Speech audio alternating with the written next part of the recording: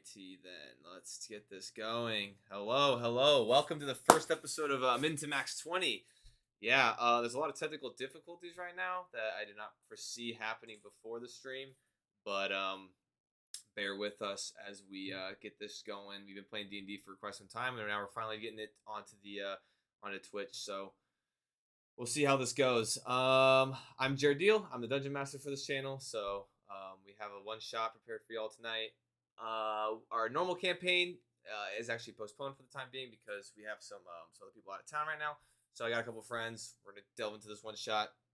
We're gonna get this thing going. So let us begin. Go back to here. All right, y'all ready? Hello, can you hear me? Hold on, I need to get you guys actually. Okay, hold on. I gotta file through all of my 50 things here. Alright. Are y'all ready to do this thing? Yes. There we go. I was born ready. 30 minutes ago. He said, I joined this an hour ago.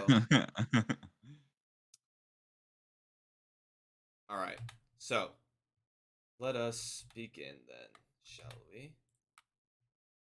I feel like I actually kind of want to. Anyway.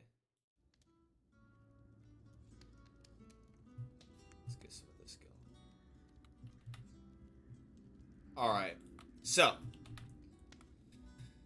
Alright, so let us begin then, shall we?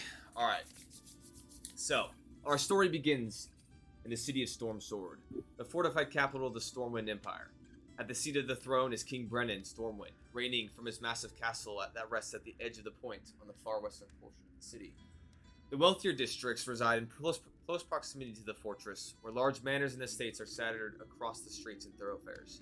Towards the centermost parts of the city resides the commercial districts, and where most of the general population dwell and make their livings. To the northeast and southeast, rested up against the outermost walls, are two large sections where the peasants and dregs of society reside and scrap to survive. The city is no stranger to problems, large and small, constantly threatening to disrupt the livelihood of those dwelling within. One of these threats has yet to be resolved, and is the unsolved problem where two unlikely individuals are summoned to answer the call. So, Thorg, can you hear me? We ready? Yes, indeed. Alright, so, having just finished consoling a father and a mother on the loss of their young boy, you finished the service with some words of hope, imparting to them some of the teachings of Kellenvor. They listened solemnly and nodded their heads in appreciation towards you before departing without saying a word. As they exit the graveyard, you can't help but realize that this is the 7th burial you've done in the last 2 weeks. You know that death is a frequent occurrence in large cities, but not in the circumstances of which people going missing, or recover the remains of mutilated bodies. Your train of thought is disrupted by a voice shouting on the other side of the gravesite's fencing. Mister, I have a letter for you. As you turn, Do I see him? Yeah, as you turn and look, you see a courier. He looks to be about a teenage boy, kind of probably 16, 17, with bright red hair, wearing a tattered outer cloak, plain brown shirt, with some trousers that are covered in dirt at the bottom cuffs. A single strap hangs across his body with a large bag attached at the end. You can kind of see him peering over the fence of the gravesite, kind of waving over to you, and you can see that there seems to be what looks to be an envelope in his hand. Is he holding it out? Yeah, so you're probably about, you're at one of the grave sites, so you're probably about 30, 40 feet away from the fence. And you can see that he's kind of like expectantly, handing it over the fence line. Okay. I'll just walk over and grab it from him. Just kind of trot over. Alright, so as you walk over, he kind of like gets a little bit, tries to stand on his tippy toes as he tries to reach the leather over the thing. As you go ahead and you lumber over with your big turtle, kind of lumbering body, as you then retrieve the letter from him. Do you say anything to him, or is that it? No, I don't say anything. I'm just gonna grab it and open it. Okay. Have a good day, and then he continues to kind of jauntily stroll down the street. As you investigate the letter, you notice that it seems to be of a tannish cream color, and there's a red wax seal with the letters KS kind of stamped into it, because it keeps the envelope sealed. Mm-hmm. As you open it, as you kind of, with your long kind of portal fingernails, you kind of cut it open and you open the letter from within, and you read as you kind of have to unfold it because it's folded in half, so you unfold it, and it's very nice, like kind of thicker parchment paper, and on the front of it it reads, "Good day, sir. I have heard that your ability to console those that suffer from loss and grief, as people part with the ones that they love, is unmatched. Your work is very admirable. I have a proposition that would allow you to intercede on the threat that has been recently claiming so many of these precious lives, instead of having to be the one that helps after a death has occurred. Your clerical skill set would be invaluable to the snuffing out of this threat on the city. If interested, meet at the Chauvisk Estate in the Silver Ring District. I'll make it worth your while." Do I know where that's at? So you know that it's over towards it's one of the various more kind of wealthy upper class districts. You don't know exactly where because you haven't really made your way over to that part of the town, but you could investigate further if you need to be. Okay. Does it say a time to meet on that letter? It does not. It just says to meet there? It just says to meet there. Correct. Okay. Is it where am I kind of at? Is there anyone around? Am I able to like? Do I know the general path? If I can go there, I'll start walking. Yeah. So you've been in the city. Yeah, you've been in the city for a little bit now. You've been in there for about I'd say about a week or more. Or no, hold on, rather. Let's see. No, yeah, you've been here for about 2.5-ish weeks. You just recently moved. You just recently came into town, kind of, and started kind of posting up in one of the various grave sites in the city. The grave site that you're currently in is probably towards like kind of closer to the central portion of Stormsword, but it's kind of butts up against kind of the in between of where the primary kind of residential district is, along with one of the southeasternmost slums kind of sections of the city. Okay. So, and what was the name of the place I'm going to? I'm writing it down. It said to meet at the Chauvisk Estate in the Silver Ring District. Chauvisk Estate. All right. I want to start making my way there. All right, cool. So you go ahead and you go over. You kind of gather your couple of things that you kind of placed out next to some of the grave sites that you use for the ceremony. You pack up your things. You throw your rucksack backpack over your large tortoise shell frame, and you make your way over to the more wealthier side of town. Yeah. To which you will transition over to Thistlewind. As you wipe the sweat from your brow, having just finished loading up the last couple of crates that were required for the preparations of a caravan, you sit down on a barrel at the entrance of the large warehouse door that rests open. Having recently returned from a bodyguarding contract with the carriage transportation service, you've been enjoying a couple of days of downtime. You close your eyes as you rest your head up against the wooden wall behind you, taking some deep breaths to assist in cooling yourself down. It's after probably a couple minutes go by as you hear Mr. Thistlewind? Comes a voice that causes your eyes to shoot open. You see a middle-aged woman with dirty blonde hair pulled back in a ponytail, wearing a brightly colored dress that hangs down to a little bit past the knees, and she stands about 5 feet from you, holding a cream-colored envelope. Oh, yes. And then I walk over to her. Okay, so you stand up off the barrel. She says, "I have a letter addressed with your name on it." She says as she extends out the envelope towards you. Oh, well, this is a first, and I'll take it. Okay, and she just gently nods and continues on her day. All right, I'll open and read it. So as you go ahead and you go to you open up the letter, you do notice that it is it has a similar tan cream color to it, and you can see that there's red wax that seals the envelope with the letters KS. The letter within reads, "Good day, sir. It has been brought to my attention that you are one of the most veteran and top-tier bodyguards that is utilized by the carriage transportation service. I have heard that you have escorted dozens of high-valued caravans across the region with the utmost success. Due to this fact, I have a proposition for you. We continue to suffer at the hands of a threat that has not been quelled for far too long, and I could use some of your expertise to snuff out this problem. You'll be heavily compensated if this venture proves successful. Be it at the Chauvisk Estate in the Silver Ring District. If interested, it'll be well worth your time." And I was loading up crates, about to go out on a. So you were loading up contract, right? No, you were loading up crates to get a caravan ready, but you had not been contracted out. You were just kind of assisting with earning a little bit extra money by assisting the warehouse with loading and offloading things. You're not actually contracted right now to do a bodyguarding job. Okay. well, if I'm not tied, then I'll go just gather what few things that I keep for myself, and then I'll head on over. All right, sounds good. Let me 1 second. Sorry, 1 second. I had to grab something from my notes. Oh yeah, please chug harder, computer. It's never been this strained before in its life. All right. 1 second.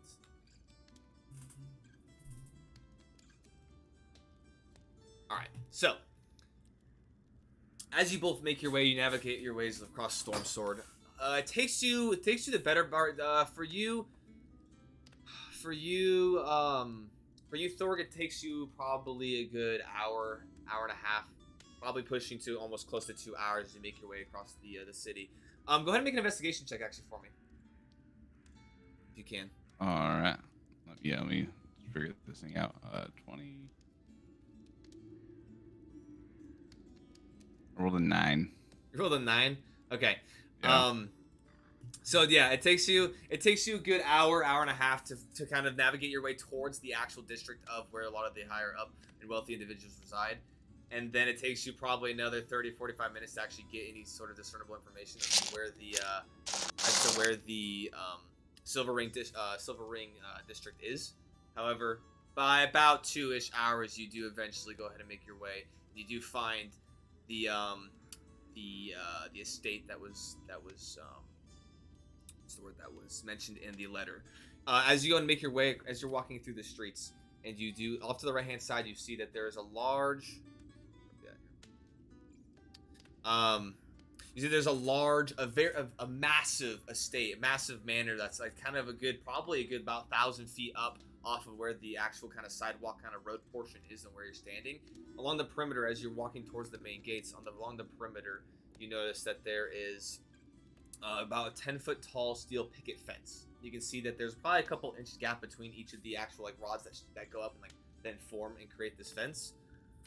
You as you make your way and you follow along the perimeter, you eventually rear around the corner and you make your way into the actual perimeter of the actual estate itself, because both of the large double gate doors are swung open.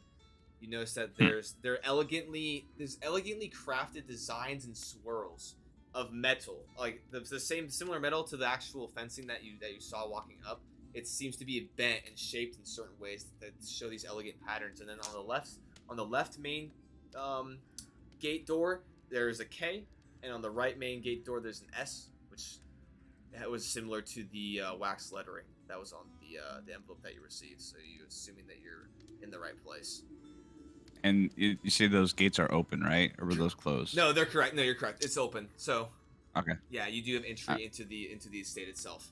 However, Thistlewind, will you go ahead and make an investigation check for me as well? All right. This one. Yeah, that's 20 minus 1, 19. 19. So natural 20. Oh, it's natural 20. Okay, so yeah. Well, would it took you probably a good half an hour longer, or would it took you like a half an hour, 45 minutes longer, because where this carriage transportation warehouse at the beginning or at the entrance of the city is located, where you work, it's a little bit farther than the walk that Thorg had to make. However, I just so happened to take all the right turns. Yeah, you happen to take the right turns. You happen to ask a couple individuals on specifics on where the Silver Ring District is, and you actually do seem to mention the Chauvis estate, and they do guide you quickly to the actual estate itself. And as you're kind of rearing around the main double gates that are open there, Thor, you do see another individual coming from the opposite direction in which you walked up on the estate. And you see this, actually, if you want to go ahead and describe yourself, Nathan, describe your character. So I am an Earth Genasi, and generally, like, kind of dusty, crusted brown skin, just based what looks like dirt. Not dusting off, but it's just like pretty solidly in place. And I have a large basilisk skull that is able to take over my entire head, just hanging off the back with a string, and a large wooden club, like kind of tucked underneath it, ready to be pulled out. All right. And just plain leather pants and scraps of a shirt. See, I see. And then if you want to, Thorgan, just explain your character's look. Yeah, so I'm a turtle. I'm a fairly younger turtle. I'm 36. So I'm a little wrinkly, but also a little smooth back there. I am solid green. I wield my mace and a shield. Did I say my size? I'm 5'10", so I'm pretty average. Yeah. And yeah, I'm really just your average turtle, your average green turtle. A little wrinkly. I don't have any clothes. I just have my shell. Oh, you don't even have pants on? You just no, the dude. schmeat That's hanging in the shell. wind. The shell covers everything. It's Oh, it's an yeah. all-inclusive shell. Yeah, both heads work the same. They can just tuck right in. Exactly, and I keep that one tucked in all the time. Yeah, is it constant just like muscle exercise, but you're just good to go? Yeah. That's awesome. Yeah, I have bushy white eyebrows. That's the only thing to note about me. You're just really. like Master Shifu Turtle. vibes, except for you're young. Young Yeah. Master Shifu. Yeah. Smooth Master Shifu. Yeah, that's me. All right, perfect. So, so this'll win. I want to say this'll win. I don't know why. This'll win. So as you notice that this turtle is making his way. He's about probably 40, 50 feet already up into the estate proper. But yeah. I pull out the envelope. I pull out the letter, Okay. and I kind of like put it up in the air. He's like, "Did you get one of these too?" I assume I hear him. Yeah. Okay. I did get one of those. What does yours say? Just that they have recognized what I do, and they are asking for some help. No way. That's literally what mine says too. I say we Verbatim? help them. Verbatim. It says, Oh, I wow. recognize that you do Wow. things and we need some help. That's like exactly All what right. mine says. Well, would you like to go into this manor with me? I don't know what to expect. sure. Sweet. I'm gonna turn around and start walking. Okay. Yeah, I'll just walk in with him. All right. So as you guys go ahead and both in pace, make your way, and you start to progress your way into the estate yard.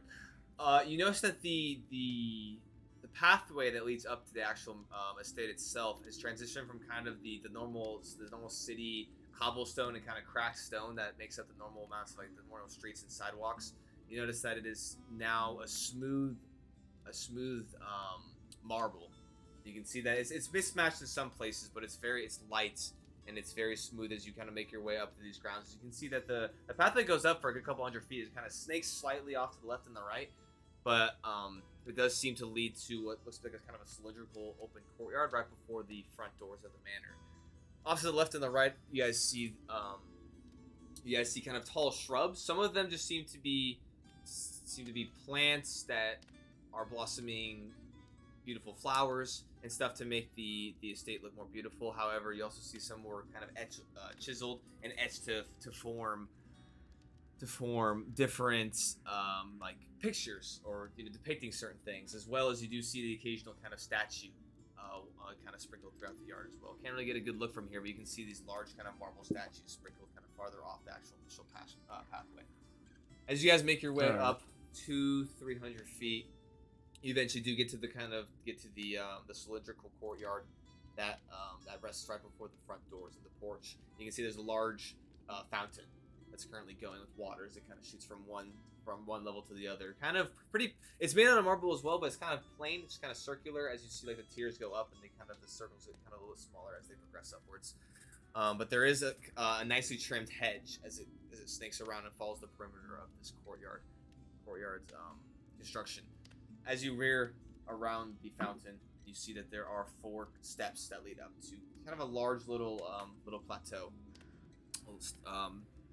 And on the front of the doors, you see two large cylindrical kind of half circle knockers. All right, I'll walk up, look around, and then just knock the knockers. Okay. So as you boom, boom, boom, boom, you wait a second. You hear 1 second. You're behind the doors. And you hear it's kind of muffled, and then you hear as you hear the door kind of open, and it's pretty heavy set as it opens.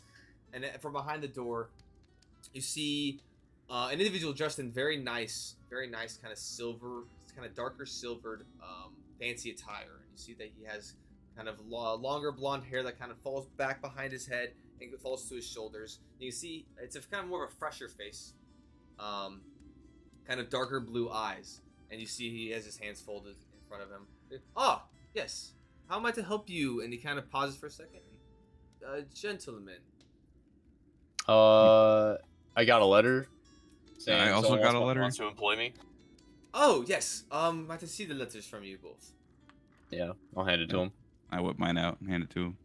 Nice. So as you go ahead and hand both the letters over, you see he opens them, checks it. Oh, yes. Puts one back. Checks the other one, puts it back as well. Hands them both to you respectively. Yes. Mr. Chauvis was expecting you. If you go ahead and come right this way, I can lead you into the up to his parlor. As he side steps, open the doors a little bit more so that you guys can go and make your entry into the actual stage itself. As you guys enter into the house, first thing that hits you is a very potent smell, like fragrance, kind of lavender, of nice. It's like a culmination of a lot of like fresh flowers. It smells very nice. You can see that in the center of this thoroughfare, this main kind of entryway of the manor. You see 2 large kind of marble pillars as they shoot up a good probably 20-30 feet into, and they connect to the roof above. Off to the left hand side, you see that there's a double set doors that is closed, and then down towards the middle, straight in front of you, you see there's a hallway probably about 10 feet across, 15 feet-ish tall, and it leads down straight directly in front of you. You can see, actually, both of you go and make perception checks. All right. 7. You're killing it. 9. 9? Okay. So, both of you can kind of start to, on the far end, kind of make out that this hallway leads to what looks to be a dining table of sorts. And then along the walls, the walls, they do run with the pillars themselves. And so it's a very high set ceiling in this area. You can kind of see why as you both look up, and you see that about halfway up, you see that there is actually a little bit of a raised kind of balcony that you can overlook the common area here. Mm-hmm. And then you can see that there is a set of stairs that kind of goes up even farther as it hooks back, and it kind of button hooks back off the hallway. You can go up even farther from where this balcony resides. As the steward leads you down the hallway, you notice that there is an opening off to the right hand side, about probably 30-40 feet down this hallway, as he guides you up these stairs, and the stairs go up to a little bit of a landing, button hook back up, and then at this point you now are up to a similarly sized hallway, but above the bottom floor, at which he hooks you left. You guys make your way onto this balcony that you saw from the bottom floor, and then he guides you up those set of stairs that you initially saw, up into a very nicely set of double doors towards the top. And you can see that they have kind of similar beautiful kind of swirling designs, like the exterior main gate with the that led to the perimeter that guards the perimeter of the estate itself. Is there knockers on these doors? There's not knockers on these doors. Dang it. I wanted to knock the knockers this time. But Can I go knock on the doors? Well, so I mean, if you want to, as you kind of step forward and knock on the door, the steward himself goes ahead and knocks on the door first. I mean, you can if you'd like, if you want a double knock. I want a double knock. Okay, so as he knocks, and you kind of see him step back. You step forward and also knock on the door. And you kind of like, hey, and he kind of like grabs your hand as you like knock 3 times, but before you can finish, he kind of pushes it down. He's like, hey, sir, Oh, please. sorry. Sorry, he knocked last time. I want to do this time. Understandable, but we do not want to upset the master of the house. All right. As he then waits, and you hear, "Come in." And then and he kind of nods. And he opens the door. He does not actually enter the room though, or he opens the door and kind of guides you in as he kind of gestures with his hand as you both go ahead and then proceed into. Then he follows from behind. And he's The butler, he doesn't come in. He steps in kind of right behind both of you. He kind of flanks you, and he says, "Mr. Chauvisk, you're the 2 that you fetched with the letters there." It's like, very well. And he kind of like nods slightly and kind of bows, and then closes the door behind you both. So as you both go and stand, you can see that this. So you both are now standing in this large parlor. It is furnished very nice. You can the whole room is rugged. It has a rug, and it's a very nice kind of soft. You can see it almost seems to be kind of like some sort of animal hide, but it spreads across the entirety of the room. Off to the right hand side, kind of center of the right wall, you see that there's a large hearth and fireplace, and you see the chimney kind of run up along it up to the ceiling of the wall. They kind of disappear from sight. And you see that in front of both of these, the hearth and the fireplace, you see that there are 3 chairs. Kind of one in the middle, 2 kind of candid at 45 degrees. Towards the middle of the room, you see that there's like kind of a large table, and you see that there's certain there's kind of some documents strewn out and kind of placed around. There are what seem to be a couple glasses that are out onto the table, and then on the left hand side, you can see that the entire wall is lined with bookshelves, a varying kind of they kind of go up. A couple of them go a little bit higher than the rest, but they all kind of seem to be in line with their height, and they are stacked full of books. How tall is the room? It's about 20-ish feet, 25-ish feet. Okay. Yeah, you notice that a lot of the this building is this exaggerated height in a lot of its rooms. On the far end, you do see that there is kind of like an L-shaped desk, and there seems like a little workstation on top of already the table that kind of has papers and stuff. You see there is. Let's see. Pull up. Okay, so across the way, you see what looks to be about a middle-aged man. You see that he's like a goatee, a close-shaved kind of beard goatee. You can see that the goatee kind of start to like grade out a little bit, just like with his hair. His hair it's a little bit longer. It's close kept, and it's very nicely trimmed. But you can see that it kind of there's the part is in the middle of his head, and you can see the hair kind of doubles back over and kind of flows down the sides of his face, and then it gets longer as it goes towards the back of his head. And you can see that towards the back it kind of floats down to a little bit like lower portions of his neck. As he stands there facing you, you can see that he's wearing a very nice leather coat. You can see that the coat has a bunch of different straps and buckles, as it is currently undone, and underneath it you can see a kind of a similar shirt, a similar kind of nicely brown, like kind of business attire. And underneath that there's a white shirt, and then it's complemented with some kind of nicer dress pants, and then with some kind of like pointed fancy shoes. And then he kind of starts to walk over and say, welcome to my estate. I am Conrad Chauvisk. Conrad, not Conrad. Kind of sounds like it. Conrad? Conrad. I am Conrad Chauvisk. You two must be Thorg and Thistlewind, if I'm not mistaken. That's me. Yep, that is I. Well, if you please, if you mind, take a seat, and we can go and get things started. The pleasure is mine to make your acquaintance at this time.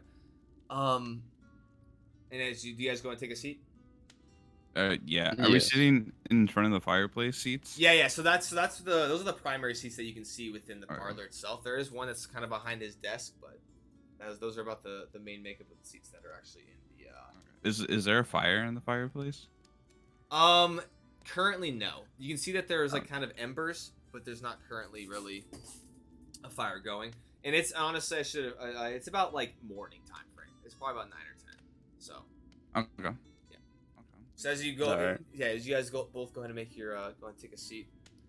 Mm-hmm. He kind of Take a seat. He kind of stands over. He stands in front of the fireplace, not directly in front of you, but he puts up one foot along the actual hearth of the fireplace itself instead of taking a seat. He says, "The pleasure is the pleasure to make your acquaintance is all mine. Now tell me, were you two aware of the creature that attacked and destroyed a good portion of the Lathian marketplace the other week?" Was I? This is actually brand new news to me. I've never heard of this before. Both of you make history checks. All right. Oh, Got a 10. And if you don't want to, Corey, you don't have to. that's a 3. That's a 3. Okay. So both of you heard.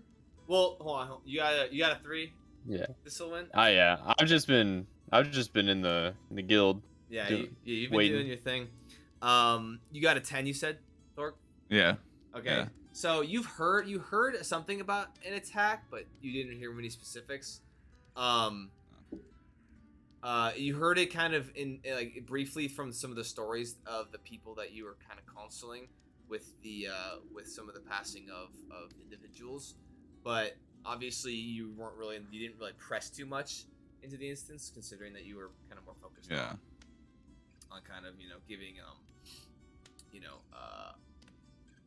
what's the word, I guess, empathy, Yeah. something. So- yeah. I'll say back. I'll be like, I've heard grievances, but I don't know of the situation myself personally. Well, apparently, he continues, a large serpentine creature with the capability of projecting lightning from his mouth sprung up from seemingly nowhere and began to terrorize the citizens and businesses of the marketplace.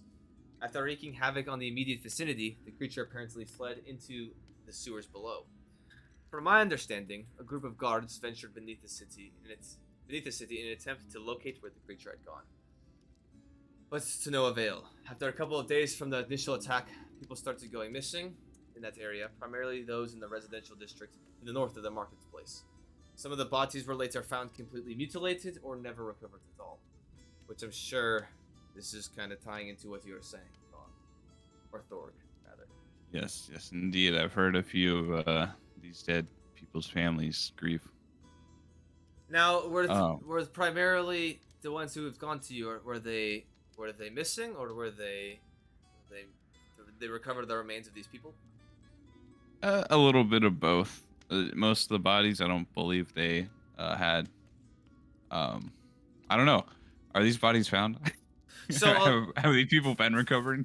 so they're primarily Hey man, it's all good. So primarily, a lot of the time, let's say good like 80% of the people who have come to you have definitely just been a missing person, and those days, and it's been like it was a little bit of time. Those days, not a week or two, have gone by, and they're just and they've a lot of people who confided in you were just articulating that they heard like of other people experiencing this, and they didn't hold out much hope, so they were looking for just a place to give remembrance at that point. I see. Okay. So yeah, it's been some missing people, and I buried a few empty graves recently. Okay, Empty tombs. gotcha. Well, in light of this, it seems that this issue has gone on for far too long, and apparently the city has put the 18,000 gold bounty on the head of this creature, which has been now known as the Slithering Arcbringer. So, my propositions to you two is that I fund your party, I give you the resources in order to aid in your venture down into the sewers below, and in return, we split the gold bounty, 3,000 gold pieces to the 3 of you, and I pocket the rest. As well as state to the public that I, Conrad Shovisk, was the primary instrument in putting down this threat to our city. Wait, and you said Wait a minute. the 3 of us? Correct. 3 of us. The 3 of you.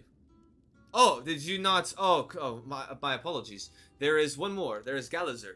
He has already made his way over into the sewers. He is a half-orc, I want to say. Oh. I told him that the rest of my I told him I sent out 2 other letters, but he decided not to stick around. He decided to get a jump on the operation. So Odd. All right. I see.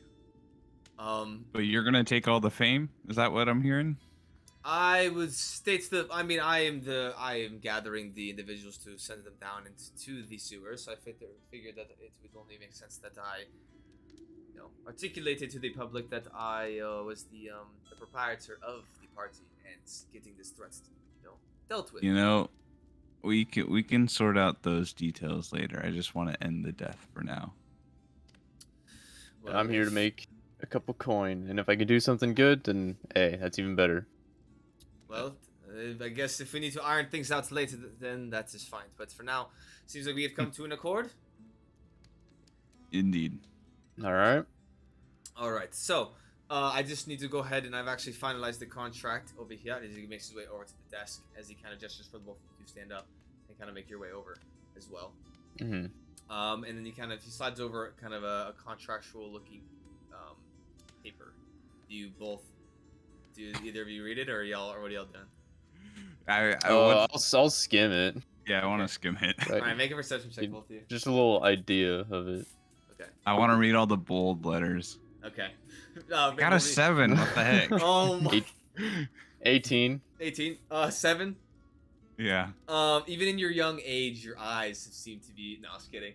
No. So, as you go to kind of get a better look at it, this one, without kind of realizing, kind of steps forward and kind of plants both of his hands in front of it and kind of starts to look down, kind of blocking your view. You get a couple of the words. You kind of read some of the larger, some kind of more interesting words that pop out to you, and it basically just states that each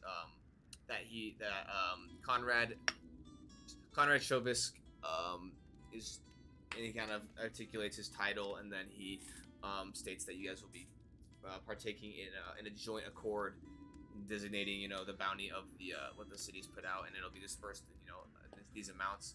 But for you, Thistlewind, he does seem to kind of go as you kind of skim over it a little bit more in depth. He does seem to kind of accentuate. Is that a word? Accentuate. Emphasize. Accentuate. Yeah, accentuate. He emphasizes a lot of how the planning process and how he came to think of this, and just basically just tries to glorify himself heavily. He does mention towards the kind of end of it, your involvement a little bit, and then it does articulate towards the end kind of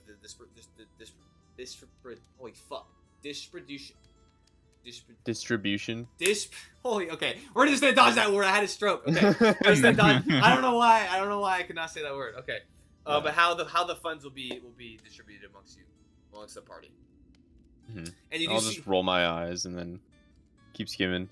Okay, and you do see at the very bottom of the contract that there does seem to be a signature already listed on it. And then you see below that there are 2 other lines. Well, actually, sorry, there are two signatures. There's one on the left hand side, and it has his signature from what you can kind of discern. And on the right hand side on the top line, there's someone who's already signed, and there's 2 other spots. Can I read the signature? Which one? Which one? The one on the left, or the one above? Both. Both. Make an insight check because it's a signature. I want to Yeah, see if kind you of can, fucked up. Yeah, to see if you can kind of. Uh-oh. My insight? What the hell is that? That's a 4. A 4. Jeez. So above the you can. I already signed this. you can assume that the one on the left hand side, especially since it's kind of annotated that that it's going to be Conrad's signature, but then on the right hand side you see that it's listed as party members or people being contracted by him, but you can't discern the actual name of the signature. You can just kind very of assume. squiggly, and I'll just scrawl my name somewhere at the bottom. Okay, so there are 2 more additional lines that you can do that are designated. Unless you just want to write on the line. You won't use the line? I won't use the line. Okay. So you just underneath the lines kind of just scrawl your name and sign it, and you can kind of see alright. and then you kind of hand off the inking quill to Thorg. Ooh. What are you doing, Thorg? I'm gonna draw a little turtle on the line. for my signature. Okay. You take a second, you draw the turtle, and then you hand back you put the ink and quill back into the holder, kind of pass it back over. He takes a deep breath. Well, very good. I'm glad that we have come to this accord.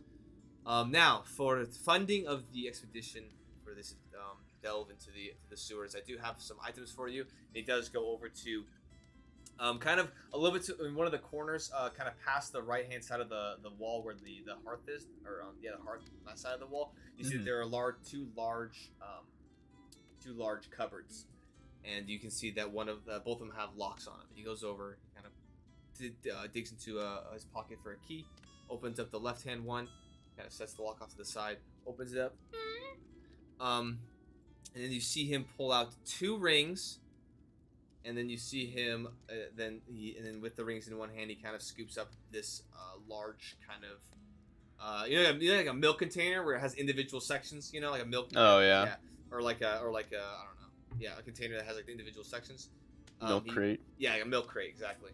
As he brings that over to the desk, sets it on top, and it sets both the rings down next to the crate itself. So I'll pick it up. Both of these are rings of lightning protection. Because obviously the creature known as the Slithering Arcbringer would obviously you probably go ahead and need some protection from lightning. And then for each of you, I am going to give you 30 greater healing potions and 3 potions of healing for each of you. All 3 right. greater healing potions. Yep, and that's for each. So, yeah. How much does that do, or do we not know? I can tell you in 1 second. Perfect. Also probably Google it. Is it 4d4 plus 4? I want to say that's for the normal. I want to say the greater is like 80 something. Ooh. Or sorry, oh god, hold on, let me look. I have it in my notes. I could probably Google it faster, but I want to pull up my notes where I wrote it down. But it's also taking fucking forever. It says 44 plus 4. For a greater? For a greater? Yeah. Oh damn, nice. Yeah. All right. We could do supreme healing, 10d4 plus 20. 10d4 Supreme plus healing. Yo. And With he gave us supreme the logo. potions and the ring. And that was it. Yes. Does a ring fit on my fingers? So You'll find a way. Do you try to put it on like right now? Yeah, I was gonna grab it and put it on. So as you go to put it on, it doesn't fit as of right now, but he does articulate. He's like, all you have to do is you spend some time with this item, and then you will go ahead and as long as you attune to it, that it will transform and fit to your finger size. So do not worry about it not fitting. Okay. Little man. Oh. Thank you, odd. human boy. Oh, wait a minute. And Yeah. So I'll put it in a pouch. I just found it. It's 44 plus 4. You're welcome. Heck yeah. You're welcome. Thanks for the quick response. You're welcome. I figured it out. I found it Very out. quick on the draw. Yeah. Quick. One. Yeah. Okay.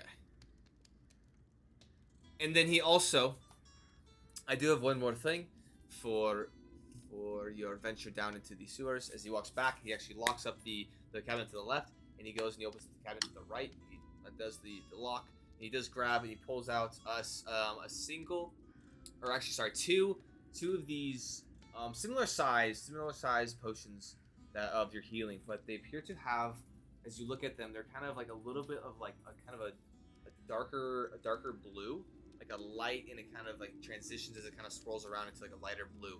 And he sets these down, both on the desk as well. And he says, "And I also offer you 2 potions of mana." And he hands them to kind of one to each of you. For those So who you can dabble really in use this? the arcane, they can definitely. I'll just slide it on over to Thorg. I'll gladly accept it. Yeah, I'm no one for magical arts. I am a man Never of been able magical to. arts. I will chug this happily. Thank you very much. Perfect. All right. All right. That concludes my propositions and my funding for this trip. Are there any questions for me, or anything that you desire at this time before we depart? What's the best way to the sewers? So the sewers that I recommend the entrance, and that is where Galazar went as well. I recommend going to the actual district in which the attack happens, which would be the Lathian marketplace. That is one of the primary marketplaces to the northern portion of the residential, the commercial district in the center of the city. Is that where the third guy is? That is where he said he was heading. He said he was going there, and he was just going to kind of do an additional ahead of time, I guess, recon or whatever it is that he wanted to do. I recommended that he stay put until the rest of the party arrives, but apparently that's not what he wanted to do. So enjoy dealing with that. All right. Thank you very much. Well, I'll deal with him when we get there. Alrighty. And I'll probably start heading out. yeah, I'll turn and walk out. Alrighty. I'll follow. Best of luck, and may Killenvor guide you, as they say. Thank you. I Thank can't you. wait to get famous off of this. You're a holy man. he slyly smirks, and so hey, as do I. And as you guys go ahead and make your way, he kind of follows you, close the door behind you as you guys make your way outside of the estate itself. Real quick for you, Thorg, is potion of mana. It restores 2 first-level spell slots to a caster upon use. Nice. I was wondering what the heck you do with mana. Yeah, that's kind of a homebrew potion I created. It's pretty cool. I figured that you can heal, but I feel like it'd be pretty cool to be able to make it so you can recover spell slots and not just be a wizard. So. Mhm. Yeah, that'll be nice because those go fast. Well, now the wizard's useless. Yeah, dude. Arcane recovery, no need. There's no point. There's no need. Exactly. I can have a chug jug. Just Yeah, be good. got that slurp juice. An actual chug jug. All right, so What was your character's name, Nathan? My character's name is Thistlewind. Thistlewind. Oi, Thistlewind. Yeah. What skills do you have that they wanted you for? I don't see much. When I'm in the thick of a fight, I tend to be a bit more abrasive, and that turns out to be very helpful in such occasion. I see. See, I myself do a little bit of magic, healing people. So I think we may work well together. All right. Well, yeah, I'll need it. Yeah. Yeah. I believe he said we go north. Are you up to going north? Well, I'm here to do a job wherever he said. Sounds bueno. Let's head north. And I'm gonna pull out my compass and walk north. okay. So he mentioned the Lathian marketplace is in like the northern portion of the actual residential district. So in order to you guys go ahead and exit the estate, the steward, as you kind of guys, he was standing at the base of the stairs outside of the actual parlor, and as he without saying a word, kind of guides you back to the front door, opens the door, he's like, "Be safe," and I hope the proposition that the master of the house offered you is quite well, and Yeah. and I hope you good luck on your ventures forth. Thank you very much. And Thank you. And Have I'd assume I've seen a map of the city at one point or another, right? Yeah. So seeing as you actually worked with the you work with a lot more of the merchants and the caravans of the city. You actually do know where the Lathian marketplace is, or at least a general area where a lot of the main marketplaces are. So you go ahead and kind of quickly guide both of you guys through the city as you guys kind of navigate. And on the way into the estate, it was the streets were kind of more sparse. There wasn't a lot of people. It was a little bit earlier in the actual day, but now that it's kind of pushing a little bit closer to about noonish, you can see that there are a lot more people out in the streets, a lot more activity going on as you navigate your way through Stormsword and make your way towards the center portion. Is there anything you guys would like to do in preparations before going to the actual area, like purchasing of anything, or y'all just ready to go?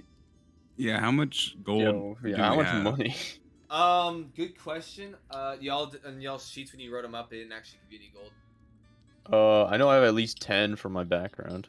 Okay, well you've been working for a while, so I'll just give you 310, Nathan. Okay. And then Thor, since you're kind of doing a little bit more, you're more on the spiritual aspect of things. You do get tipped and you get paid, so I'd say you're probably pushing about 110 pieces. 110. So you said. Yeah. Cool. Yeah, I would like to look for the nearest general store that I know of. Okay. So as you guys make your way towards the center portion of the actual city, you do both of you all just dwelling in the city for some time now, for a couple weeks. You do know that there are large, kind of circular and occasionally different, like maybe it's rectangular marketplaces that have a lot of open vendors and kiosks, and just have a bunch of surrounding neighboring merchant buildings and whatnot. So, are you looking? You said you're looking for a general store. Yeah. Okay, yeah, it's easy enough to find. You make your way inside to a general store. It's a little bit larger, the building, and actually, it does, as you enter into it, there's a lot of aisles, and you can see that it goes back a good 100, 200 feet, and it kind of is this large space. You do, there is a heavy male behind the counter, kind of towards the far back side of the wall. You guys see his like short brownish hair. You can see that he kind of is growing out a kind of thicker mustache, wearing some kind of plain regular clothes. Oh yes. Is there any? Yeah. Is there anything I can help you with, sir? As you kind of a larger turtle form makes its way into the general store. I'll Yes, wait. indeed. I'll wait impatiently at the door, just looking at whatever's close to the door. I'll say, yes, indeed. I'm looking something that looks similar to, and then pull out the mana potion, similar to one of these. Do you have any of these lying around here? As you kind of he kind of gestures his hand out to get a little closer look at it. Gestures where? He gestures his hand out to kind of get a closer look at it, kind of implying you hand it over. I hand it over to him. Okay, so he grabs it, he looks at it. No, as a matter of fact, I've not seen one of these before. As he hands it back. It kind of resembles a little bit of a health potion from the looks of it, but I don't know. What kind of potion is that? It's very similar to a health potion. If you don't know what it is, you don't need to know. Do you have any health potions lying around here? Yes, I do have some potions of healing for a purchase if that's something that you're looking for. I would love to purchase as many as you have. How much are they, and how many do you have? So I currently have 6 on hand, and they are 50 gold a piece. I would like to buy 2, please. That's easy enough. And as he goes, he goes into one of the door that's kind of slightly ajar right there, almost directly behind him. Opens it up. You see him. You hear like a couple clanking of glasses as he takes out. You see then he turns around. He takes out 2. Sets them on the counter. 2 healing potions for you, my good man. Thank you very much. I hand over 100 gold. Okay. And then before I leave, I ask the man, "Do you fancy an adventure, sir?" An adventure. I mean, not particularly, but what's adventure? Do you fancy 10 gold, sir? I mean, of course. What's already implying here? I would love to give you 10 gold if you follow me around for the next day. Would you be accepting of this proposal? Following you around, where do you intend on going? What kind of work would you? We're taking a trip. I just got some contract work to clean up some of the sewers. There's been some issues. It's a little dirty, and I just need some help. Just some cleaning up. Cleaning up. Corey, what the hell? Down in the sewers. Make a persuasion check. Make a persuasion check. Come on. Just a second. Number 21. I got an 11. Oh, I thought you got 21. I was like, No, damn. no, I wish. Oh. No, 11. He kind of. That does sound tempting, but I'm afraid that I don't have anyone to cover the store for me today, and I do need to stay here so that I can make money off of the selling items instead of cleaning sewers. As much fun as that sounds, I sadly have to decline. That's unfortunate. This 10 gold will be weighing down my pockets. If you'd like to join me, you know where to find me. And then I turn around. He nods his head. Easy enough. Wait, I'll turn and walk where out. can I find you? Which sewers are you cleaning? Well, you see, I'm gonna walk out and I'm gonna look for a sewer. And that's the one I'll be in. All right. Okay. And that. Okay. I'll good to just be know. like, what the fuck was that? Do you exit the store? Yeah, exit the store. So you guys And walk out. You guys both meet up at the front of the store. Hey. So when Hey, anything you would I bought some health potions, so if you run light, I got some more health for you.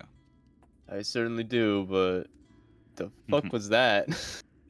Oh, You just trying to hire a random storekeep? I figured the more bodies down there, the better, you know? Not when he's a storekeep. No. But that's some pain that could be transferred away from us. You feel? He would get in the way, guarantee. Do you know how small these sewers are? Because I don't. I don't either. I'm hoping I Okay. fit. Well, if that's where your hope lies, then let's just keep it to a minimum. Okay. Well, we already have one more that we need to find. Ah, that's true. We are looking for that guy. I forgot about him. He's an afterthought.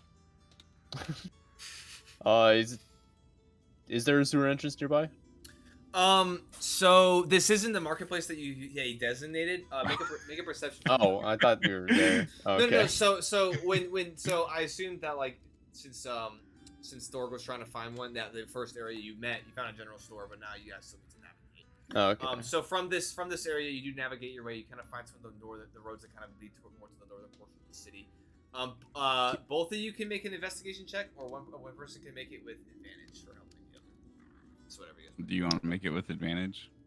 No. Okay. I'll That's roll on two you, then. homie. I got a 13. A 13. Yeah. Okay, then you have to roll 2. If you're not Oh, gonna yeah. give him advantage, then you both can roll. Okay. Oh yeah, no, I got 6. Okay, so 13. You guys make your way north. You do, since you kind of been in this, since you kind of know a little bit more of the marketplace areas. You do guide Thorg a little bit, and kind of assist him. But you guys do eventually towards the northernmost wall as it kind of runs along the western direction, towards the back portion of the town. You do find where a large portion of buildings and damage has occurred. So as you guys make your way into this kind of large cylindrical marketplace, you notice that off to like the left-hand side, kind of the northwestern portion of this, as you make your way over, you can see there's a lot of toppled over buildings and ruined establishments. You see that some of the cobblestone and the actual kind of ground beneath these areas is heavily scarred with looks to be black streaks and lines, and you can just see that there's heavy amounts of damage here. You can see that there's started to been reconstruction of this area. You can you notice that there's probably a good 20-30 buildings that were hit from this attack that you've been told about.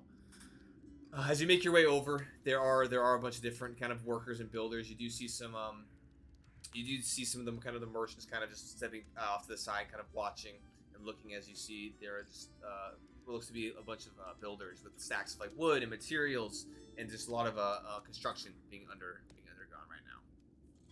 And we're to be stuck in the sewers with this beast.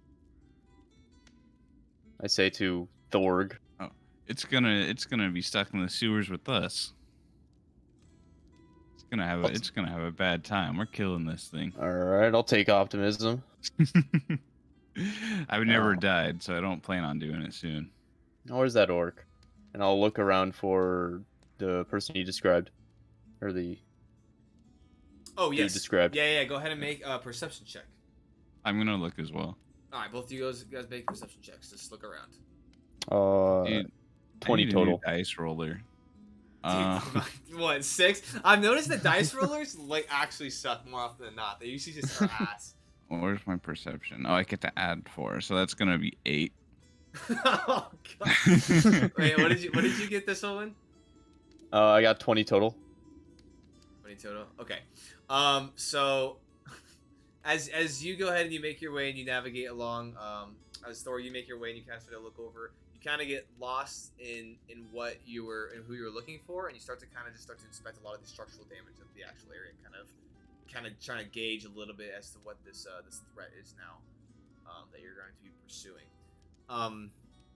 As you look around, you don't notice that there is any.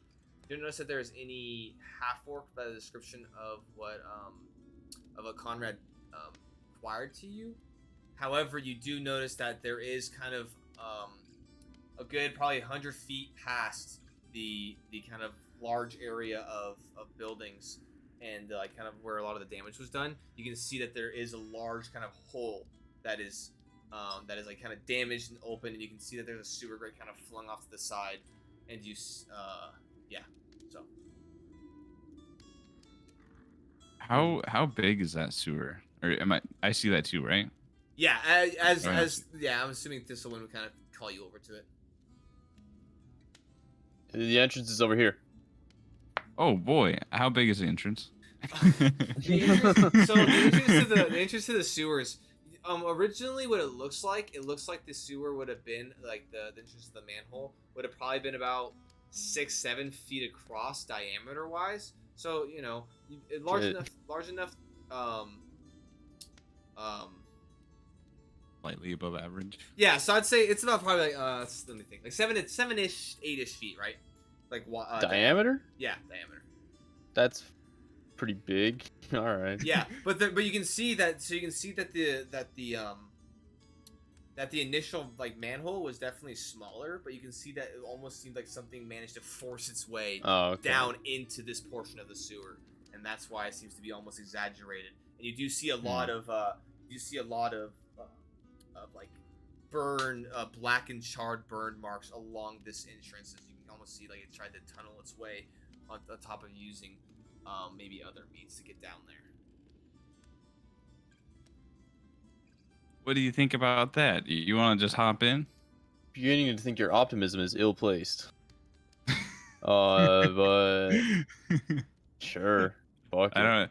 I think I have a rope. I assume I have a rope. Do you want to maybe tie a rope and crawl down? Is there like a way to get in? So yes, so there is a way to get in. So there is a ladder that's kind of that was some of it. The majority of its structural integrity was kind of remained intact because the ladder was like encompassed by kind of some of the supports. Like as the wall kind of ran down, the ladder was almost like kind of superseded into the wall a little bit, so that it wasn't sticking out. Whereas if it was sticking out, the potential of this creature going down there might have damaged it. You can kind of see. Actually, make a perception check. Perception check. I got a 6. You're doing great. Dude, I got a new dice roller too. Oh my gosh. From what you can tell, parts seem to be intact, other parts not so much. The beginning entrance does seem that you can probably navigate it, but you don't know how far. It does seem to go down a decent ways. Like the light only shines down for about probably 15-20 feet before it kind of starts to like drop off from where like the darkness resides. Yeah, so we're not able to see exactly how far down it is. Do either of you have dark vision? I guess I should ask. No. No, I don't think I do. Oh, that sucks. Okay. Yeah. So you can That's see. a first. Yeah, I was gonna say usually someone Yeah. has it. So it's dark and it could be precarious, but that's all you guys can see right now. Have anything? Might need to go get a pencil. I don't have one. You're good. Do your thing.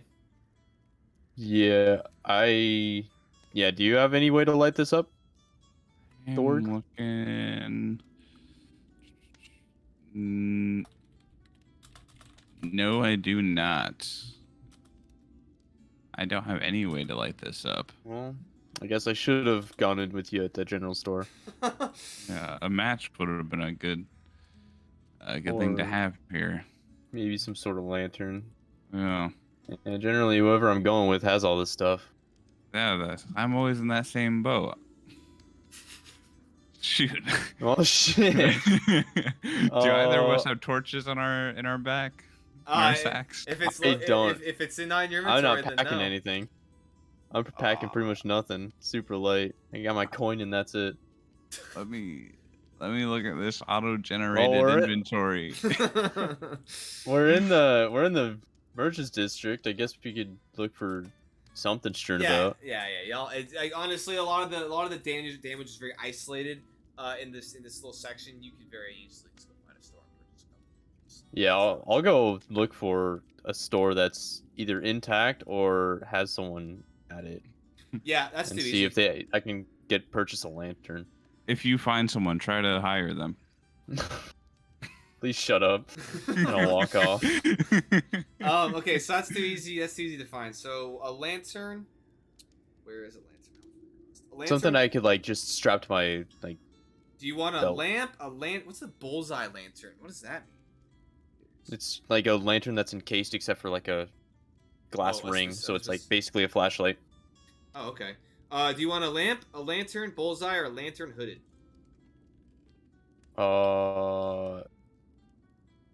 Can you read those again? Yeah. It's gonna be a lamp for 5 silver pieces, a lantern bullseye for 10 gold pieces, or a lantern hooded for 5 gold pieces.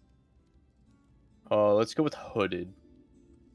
See Okay, what that that'd looks be like in real life. That'd be 5 gold. Are you buying just one for yourself? Oh, no, it's. I'll purchase 2. Okay. And the lantern does come with a good portion actually. Is it like an oil lantern? Yeah, it's an oil lantern. Though. Oh yeah, I'll get like a little bit of extra oil. Okay, how many oil flasks do you want? One oil. Enough for 2 refills. 3 refills. Okay. I don't know how long these last. I would put that. I'd say 6. Let's just say 6 silver pieces, so 6 oil flasks. That'll get you a good decent amount of time. I'd say that puts you at about probably a good 12 hours of light per person. Okay. Per person. 12 hours of light per person. Yeah. Maybe more. Yeah, and I'll rack my brain and then walk out. Okay. You want to make your way back over to where the cover is, or the manhole opening is. Do you want to do anything? And I'll while he's doing I'll that? walk up, hand one of the lanterns to Thorg, and then fasten it to my belt. Well, light it and then fasten it to my belt. Thank you. How much do I owe you? Don't worry about it. All right, I won't. And then I fasten it to my belt as well. All right, I don't have a belt. I fasten it to my shell. That was 6 silver. It was 6 silver for the oil. Yeah. Okay. Well, for all of it. For total, yes, correct. Your shell wouldn't really hold very well. Your Should I just take point? A spiky shell. I'll watch him just like try and figure out where to put it on his shell, and I'll just ask him, should I just take the lead? Yeah, that'd probably be preferable. And then I can take the back and I'll put it on my tail. Okay. You got a bit of rope to put it on to keep it there. Does it have a handle? Do I need to go So back? it has a single ring that you can grab. To go back. You go back. I'm just gonna carry my lantern. Okay. You're gonna carry your lantern. All right. All right. So you guys Can't go ahead help. and light up your lanterns. Is going to fix them to themselves and or hold it, and you guys go ahead and make your way. And I will start climbing down, descending. All right, sounds good. And as you guys go ahead and both descend into the sewers below, we'll go ahead and take a quick little break, and then so that you got a pencil if you need to, Nathan, or if Oh, you're yeah. in the bathroom or anything, and then we'll be back here in probably like 5-ish, 10-ish minutes. So, All right. Sounds bueno. alrighty.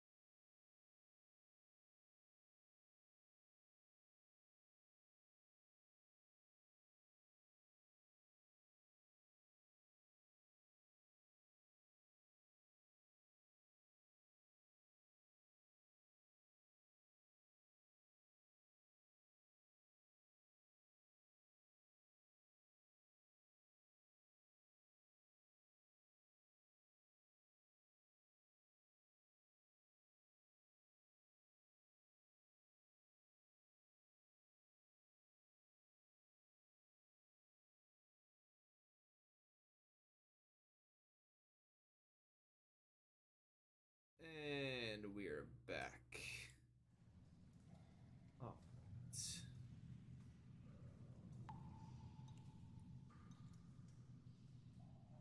So.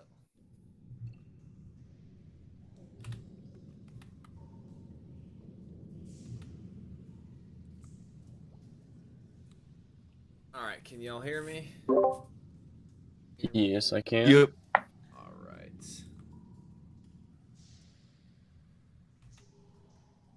Cool. So now we can figure out how to do Tailspire. Oh boy. Yep, this will be interesting. Alright, so real quick, let me do a couple things.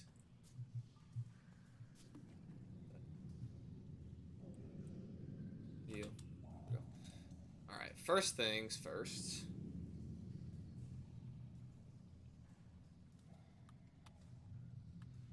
Let me go ahead and do this. This.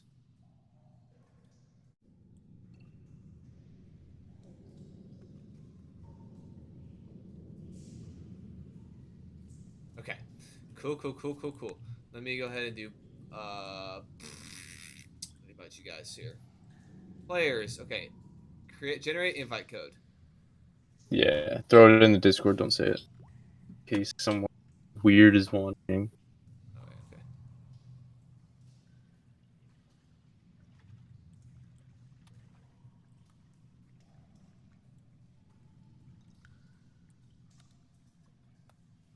Second.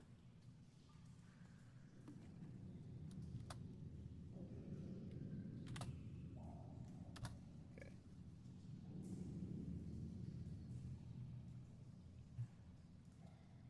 Okay. Ooh, water. Okay. Baby. All right. Cool. So everyone's in, right? Y'all can see everything. Hmm. Yeah. All right. Yeah, Corey's rolling. I like these dice better already. Wait a minute.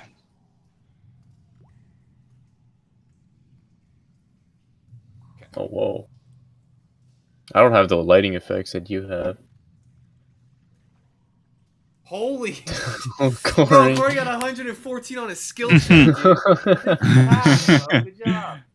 All right. So now let's continue. So as you guys, the two of you, descend rung after rung, and you can feel that the air from above starts to kind of cool off as you begin to descend. Lower.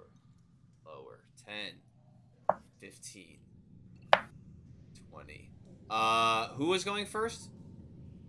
I was taking lead. You're taking lead? Okay, I'm going to need you to make a dexterity saving throw. Dexterity saving throw. Please. Not an athletics check. Oh lord. That's a 1. That's a... Oh, shit. That's a natty 1.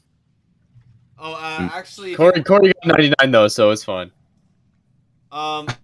Hey, so real quick, before... Hey, don't... Hey, shit, don't be throwing the dice in the water. How do you delete them? Right-click on it and hit remove, I think. Did you do it? Oh, I don't know. Now they're gone. If you guys don't see over to the right, actually, you know what? That's a good point. If I hit build mode, y'all don't see anything, right? I hope not. Well, I can see like the structure, but I can't see like the dark lighting and characters. You can't see the dark lighting in the characters? Yeah, Wait, why not? it's just bright sunlight and just a sea of nothing. Wait, why? I don't know. You tell me. Oh. What the I hell? hit player and you can't. Yeah, you guys can't see the characters at the bottom of the stair or the ladder. No.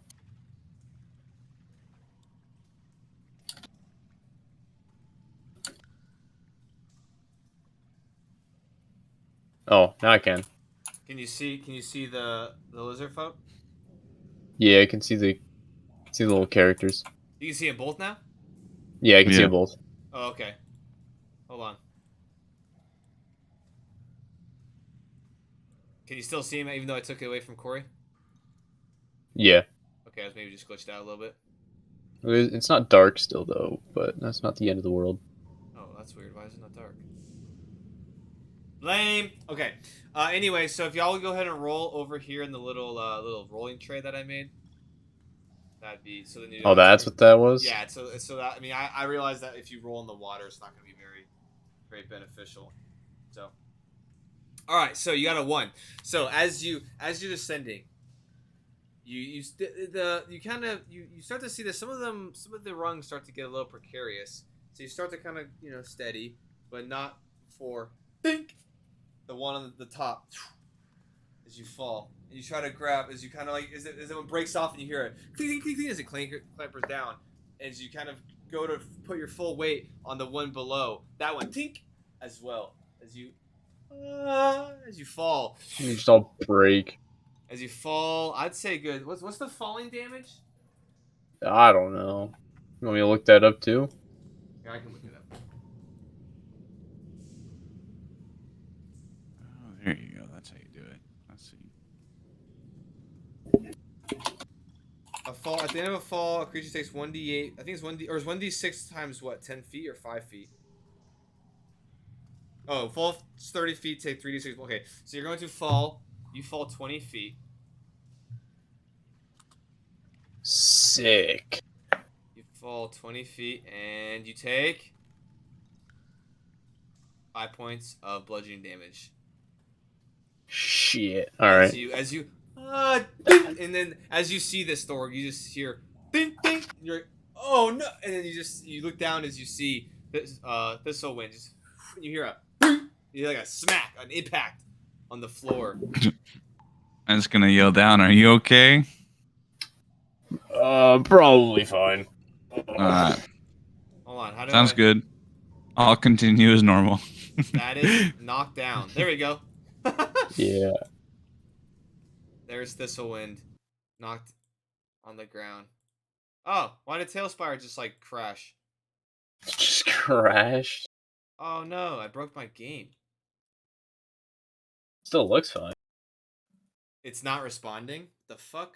Oh. Damn, Waiting on GM. I guess if you knock down a character, it just crashes your entire fucking game. Crashes. Oh wait, hold on. The bar's loading. A bar is Hey?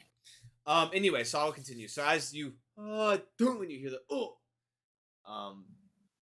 at which point you now are a little bit more cognizant of how precarious these ladders kind of bolted to the side of this already kind of precarious. Oh, my entire game just crashed. Oh shit, yeah. Alright. Let's try this again. Well, I think we can still just wait in here until you come back. Really? We'll see. Yeah. Alright, I can. Oh, jeez, that sucks. For now. Oh, jeez.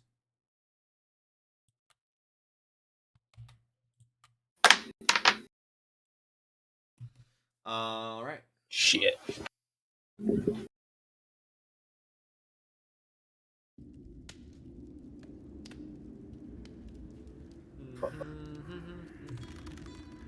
Alright, begin. Are y'all still in it? Yeah. Yeah. Interesting. Oh, Oh. might I have to There we go, donate yeah. 8K? Lag me harder, daddy.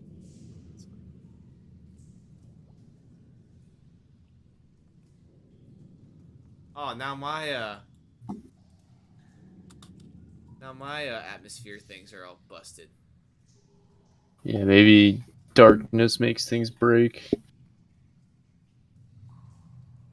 Is it darkening it for you, Nathan, or no? No. No. Okay. Anywho. Maybe. It's weird. Anyway, so Thistlewind, as you crash to the bottom of the sewers, as you boom as the sharp pain as you land on your back and you look up. Because at this point you can see the silhouetted body of Thorg as he continues to descend from the, in contrast to the downward upward perspective of the light as you. I'll groan out. Be a bit careful on this ladder.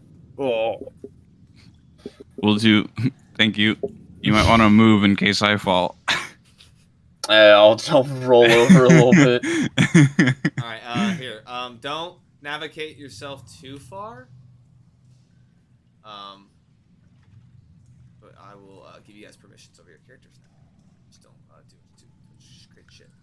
Yeah, roll off to the side. There you go. Also, if you hit right click and you look at stats, those all should be your stats. In the thing, you can see your HP. If I'm correct, right? Y'all see this? Yeah, I can see that. And then the little, so if it's 15 out of 2, if you see that, like for instance, I'm on a Thor stuff. The 15 is the stat, the 2 is the modifier, and obviously if it's below 10, that's a negative modifier. And then passive perception. I have my sheet next to me, so I'm good on that. I was just telling you that's how I do it in case you know. All right, so you can go and stand up now. There you go. All right, so now you both make your way down to the into the depths here of the sewers. Damn! Sorry. Fucking beaning me with magic. Cast the spell. Boo! Just fucking smokes them. That's awesome. This is cool. Anyway. Okay, so yeah, that definitely messing around with the wall. It's probably fine. But anyway, so as you guys go and descend, you can see that the sewers. You can see that they are fairly large. You can see as the hallway goes both from to your right and to your left. Neither of you have dark vision, correct? No. Okay. No. So both of you make perception checks for me, will you? All right. Also, we might need to get another model for me. With disadvantage, considering that the torches are only a lot. What'd you say, Nathan? Yeah. What'd you say? We might need another model for me, for my Echo. Oh, okay. Okay. We can cross that bridge when we get there. Yeah. That's for combat, right? Yeah. Okay. Well, yeah, I can use it out of combat. Okay. Well, if you need to, I can generate that for you. Can you stop beating the shit out of me? Wait, I'm over here trying to roll dice. You said perception? Yeah, both the perception, please. At disadvantage, I'm guessing. Yes, disadvantage for both these since you guys only have Okay. the proximity light. I rolled a 15. Where's the button to roll dice in this game? So if you hit, I want to say it's hit spacebar, Corey. Ah, there it is. Yeah. Bro, This game is rigged. None of your rolling is going well tonight. Oh my funny. god. All right, so as you oh man, Thor, you're just kind of your eyes are just not adjusting to the darkness as you look around and you're trying to navigate and see where you are. What'd you say, Nathan? Or what'd you say, Swin? What'd you get? I got a 15. 15. So you can see that off in the distance to your right side, it appears to be a dead end to some degree, at least from like the kind of the weird abstraction of like what's being projected by your lantern. However, on the left hand side, you can kind of discern that it almost seems to veer to the left. All right. You guys are more than free to navigate with your characters wherever you'd like to go. Just let me know what you guys are doing. I do want my other model. Oh, okay. 1 second. How do I? Hold on. Don't go too far. It's crazy. Oh. Where are you going? Get back here. Oh, there I am. I got on top of the sewer wall. Just get over here. This will be your Echo. All right, bet. uh, Sick, bro. hold on. How do I? Oh yeah, sorry. Here we go. Player permissions. Grill master. All right. Okay. And I'll Hey, isn't this game dope though? I think it's yeah, fun. It's so this is pretty I dope. I like this. Can't wait till they have even more I functionality. know, dude. It's Yeah. crazy to think how much they already kind of have. And dude, the building mechanics are so well done. It's so like it took me a little bit to get them figured out, but they're so well done. You'll see it. Yeah. As progress. Okay, so which way you guys going? So, you guys gonna go I to the will left or right? imagine myself walking 30 feet ahead of me, and then there is a shadowy version of me up in there. I don't know if Corey can even see that, but well, at the edge of my like perceptive distance, there's like a shadow of me walking forward. You can just do that like in general. Yeah, so I can just manifest an echo of myself from another timeline. Okay, cool. So Thorg, as you guys begin to walk down this left hand side of the sewer way, you kind of all of a sudden kind of see. Actually, make a perception check. See if you can see it.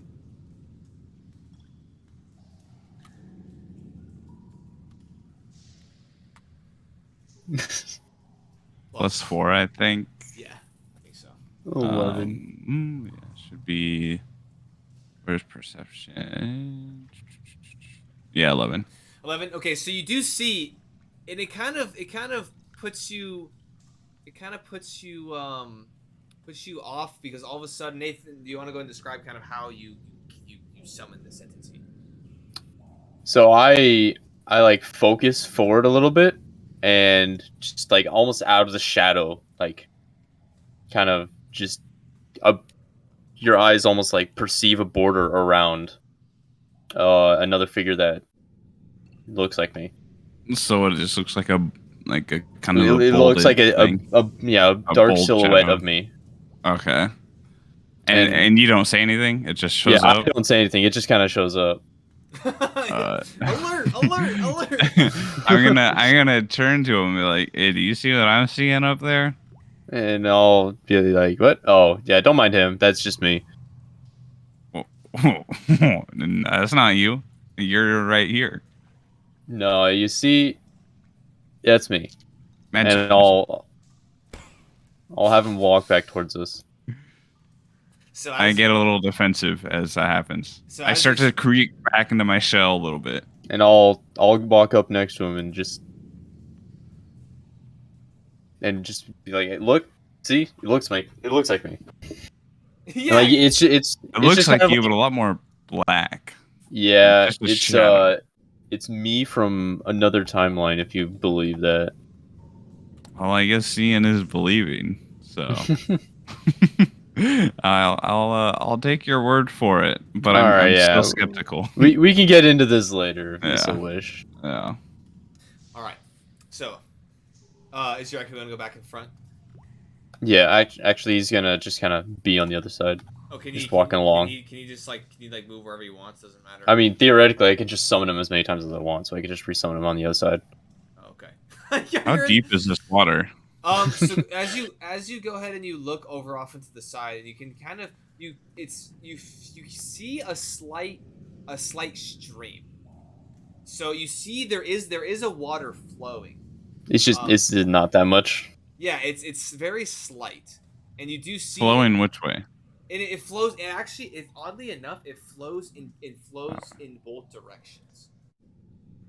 That don't make no goddamn sense. It flows. No, what do you mean it makes no goddamn sense? No, so it flows. It flows from the. It flows from where you guys are facing in front of you, and it flows backwards to where the ladder's direction came, and then it kind of flows backwards to where you kind of saw the where it goes farther on behind you. Like this is the high point. The corner is the high point. Yes, and yeah, exactly. The corner, and not Okay. Yeah, and you can actually you do hear, and y'all hear the ambience of the actual. There's like a bit of dripping. Yeah, so you do hear the drippings, and there's nothing necessarily. It's a dripping, bit moist. And you don't hear necessarily anything dripping around like your immediate area, but you do hear farther down. It does seem to kind of pick up, and you kind of hear more drops. You kind of hear more more of it ahead. And oddly enough, as you guys kind of continue to make your way down the path, it doesn't smell as putrid or pungent as you think it would. It does have a hint of of kind of excrement. It doesn't smell the best, but it's not super potent. Make a perception check for me, Thor, to discern the water. I know you asked how deep it is. Trying to unselect. There we go. 13. Plus, 13. Sorry, yeah. Yeah. So as you look, you can see that there is a bottom as you kind of peer into, and you kind of raise your hooded lantern down into the water itself.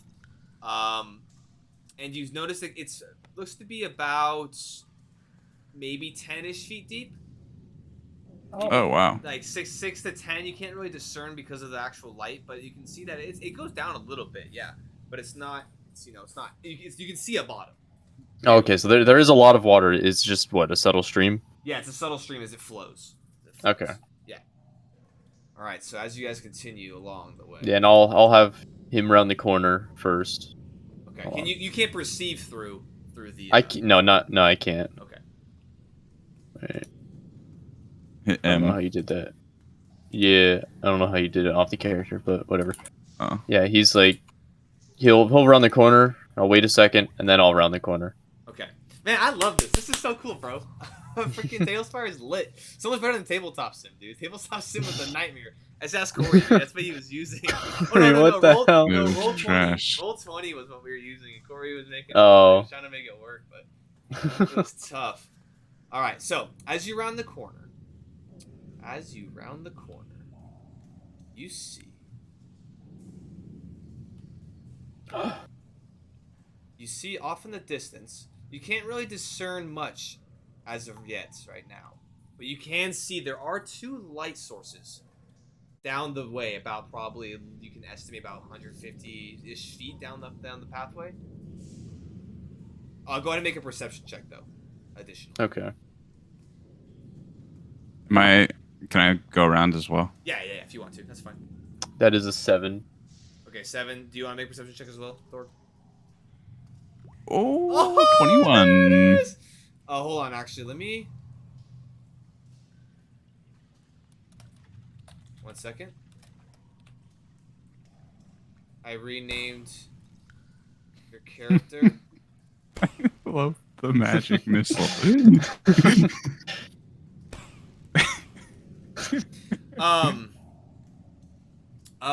What'd you roll? Sorry, goodness gracious. Nathan, you rolled what? I rolled a 7.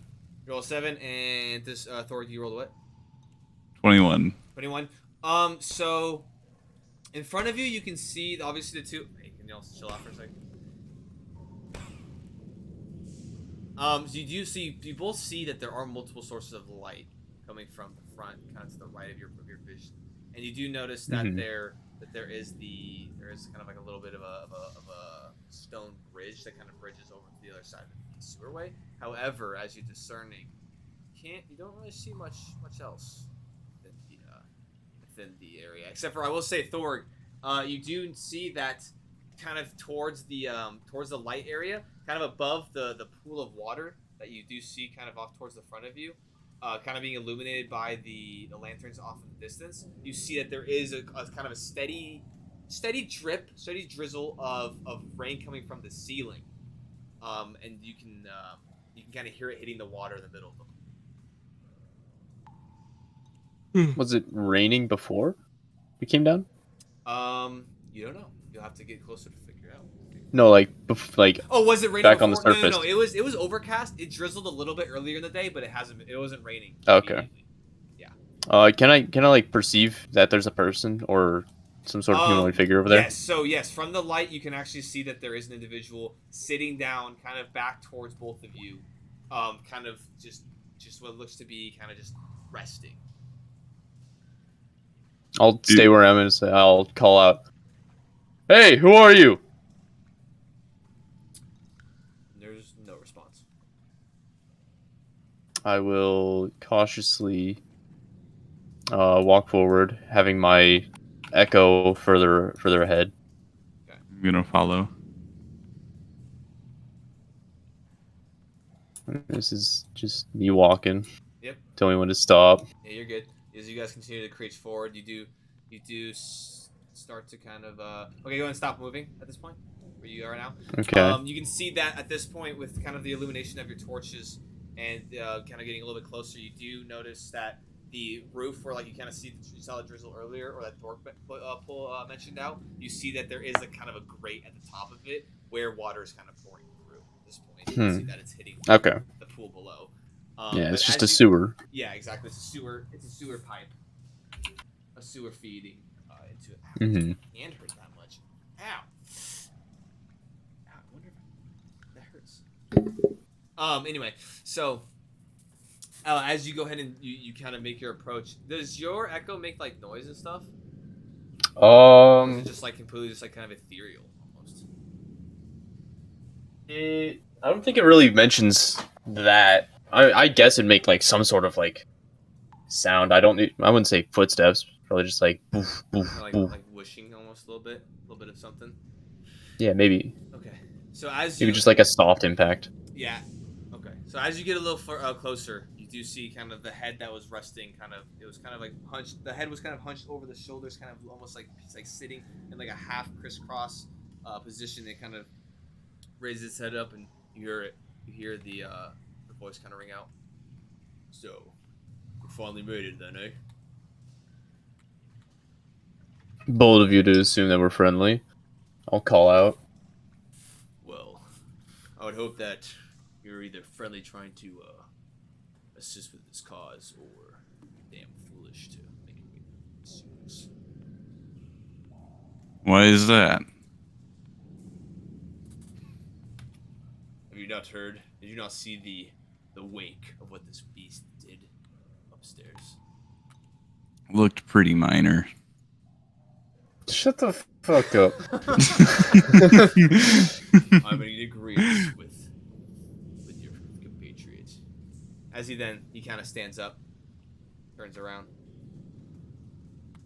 Oh, is this the distance that you guys are at? Yeah, I'll maintain this distance, and my yak will just be like right here. Okay. 1 second. Oh yeah, I did that. As you turn around, here, let me pull up something that real quick.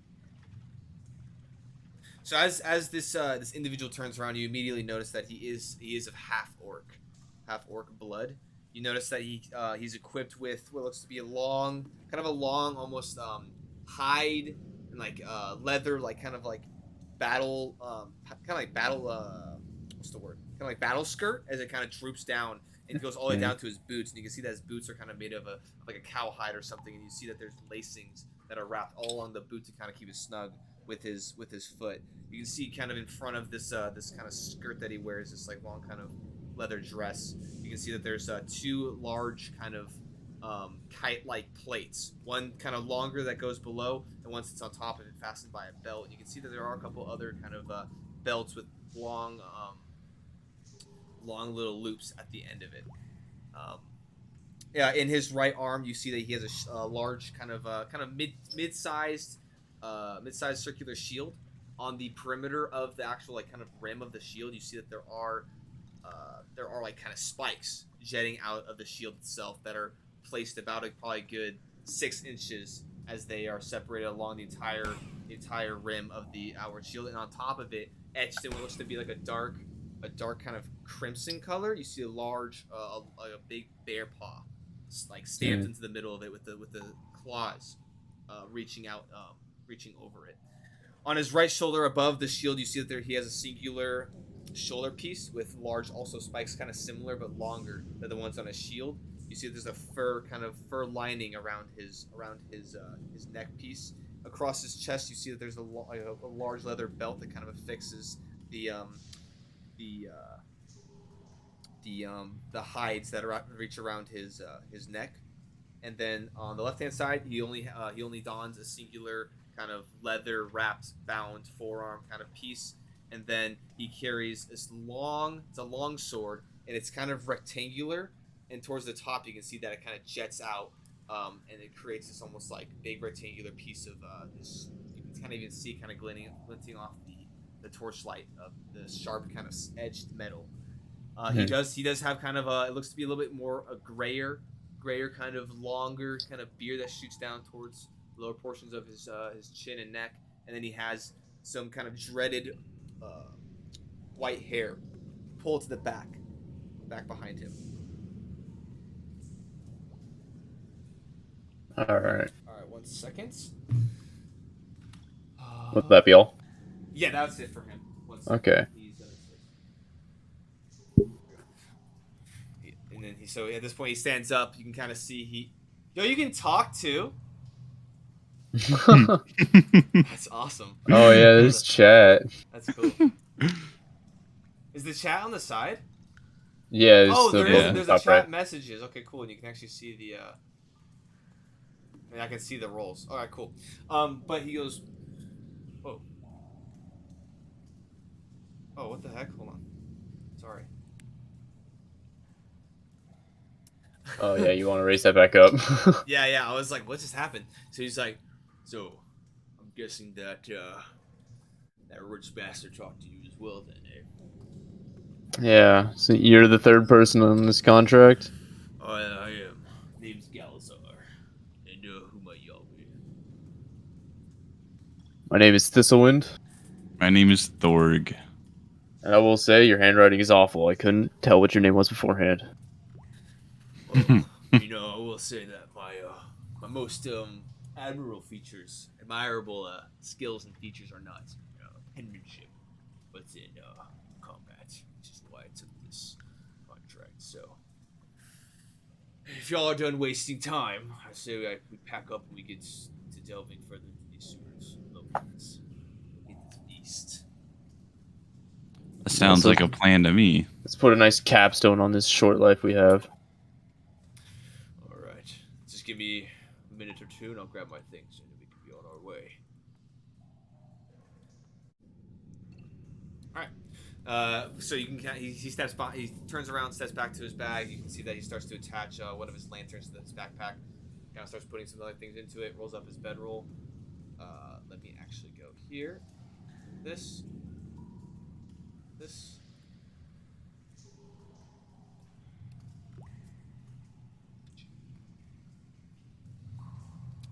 And then as he gets his stuff ready to go, he throws his backpack on. Lantern on the backpack. Alright. I'm good to go. Are you all ready?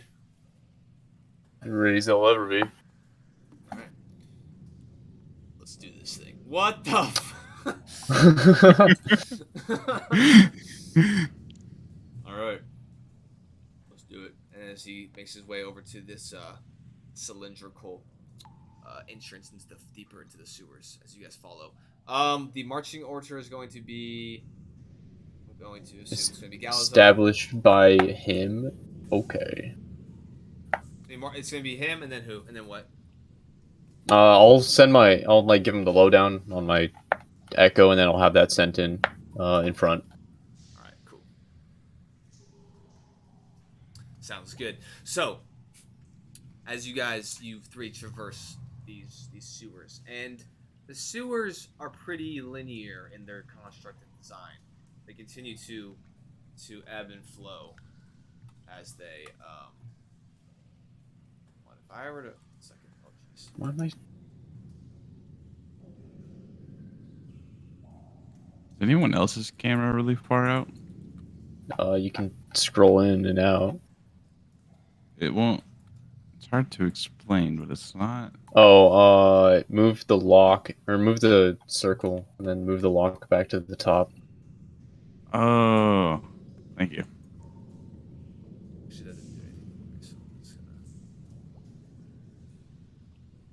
gonna... Sorry, one second. I'm trying to figure out how to try to get... Yeah, I don't know why it still says I'm trying to attack Thorg. Don't know how to mine cancel says that. the same thing, but for you. I was just editing some things. Okay. All right. So, as you the sewers in construction are pretty linear. You do as you guys navigate them. You just for 10, 15 minutes. They're constructed pretty similarly. You every so often, I'd say every good 100 or so feet, you find a little kind of crossover bridge that you can use to navigate to navigate to the other side as they continue to go straight, cut right, go cut left. There are a couple times. You after about 15-20 minutes, you do come into an intersection where there is 3 different directions that you can go. I going to ask each member to make a survival check to see if you can discern any direction in which that maybe this creature has gone. And there's no more of like the electrical scarring, Oh, that sucks. is there? This is why you're rolling a survival check. Okay. To see if you can discern. 19. 19. I got Thank 13. God. He got a 1, dude. Galazar got a fucking 1. Galazar sucks. Speaking of which, where is this guy? Instead of half-orc warrior, he is now an actual person.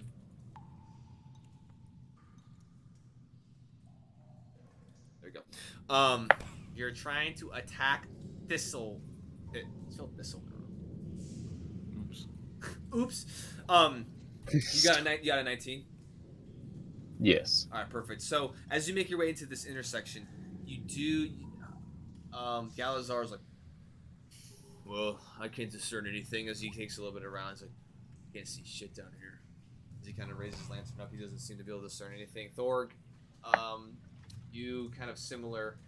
You navigate. You're looking around, but you can't really discern anything. However, Thistlewind, you do manage to, after a little bit of looking, after a minute or two looking, you do see a little bit of looks to be a little bit of scarring, of black kind of scarring along one of the walls, and you do see some kind of scratch marks along the side of the wall, a little bit past where this black kind of line is. It's like kind of burned into the wall itself. I'll say I've tracked beasts before back where I came from. Just begin to notice small details that you wouldn't otherwise. And I'll like go and find whatever. Find the scarring and the scratches. Okay. And then whatever comes from that. Yeah, so you see that it's going to the northernmost path, at least in the direction, like straight ahead in front of you. So you kind of guide the party along. Well, good thing one of us can track, because it's not something I'm really keen on, especially since we're in the middle of deep, dark, dank sewer. Anyway, lead on. And I do. So now you're in front. Which way is the right way? The right way. It's straight. So, I mean, we're only simulating it at this point. Yeah. Okay. So as you guys continue to navigate your way along, go left, go right. There are a couple other times that you do find kind of large pools similar to the one that you initially met Galazar in, and you kind of hear some of the drizzling kind of picking up a little bit more. Potentially maybe indicating that it might be raining up on the surface level, but you do navigate around. Yeah, let's see. As you and your party have been you're kind of leading the group. Actually, go ahead and make another survival check at this point. Thistlewint. See if you can maintain Survival? Yeah. Again? Yeah, another survival check to make sure you're trapped. That is 21. 21, nice. Okay, so yeah, very very easily you're picking up on these various scratch marks, and you can tell it's a very large creature, because of the fact that you can see parts of where the stone has been broken, busted on some portions of it, and you can just see that a large entity has made its way through here and created almost this like pretty at least for you, distinct pathway into these sewers. It's probably about a good hour and a half, maybe pushing 2 hours, that you guys are down here before you come into. Before you notice that in front of you, this sewage passageway that you're navigating opens up, and kind of in front of you can kind of discern from the lanterns and the perceptions, or the lanterns kind of giving you that little bit leeway with light. And you notice that the room kind of opens up.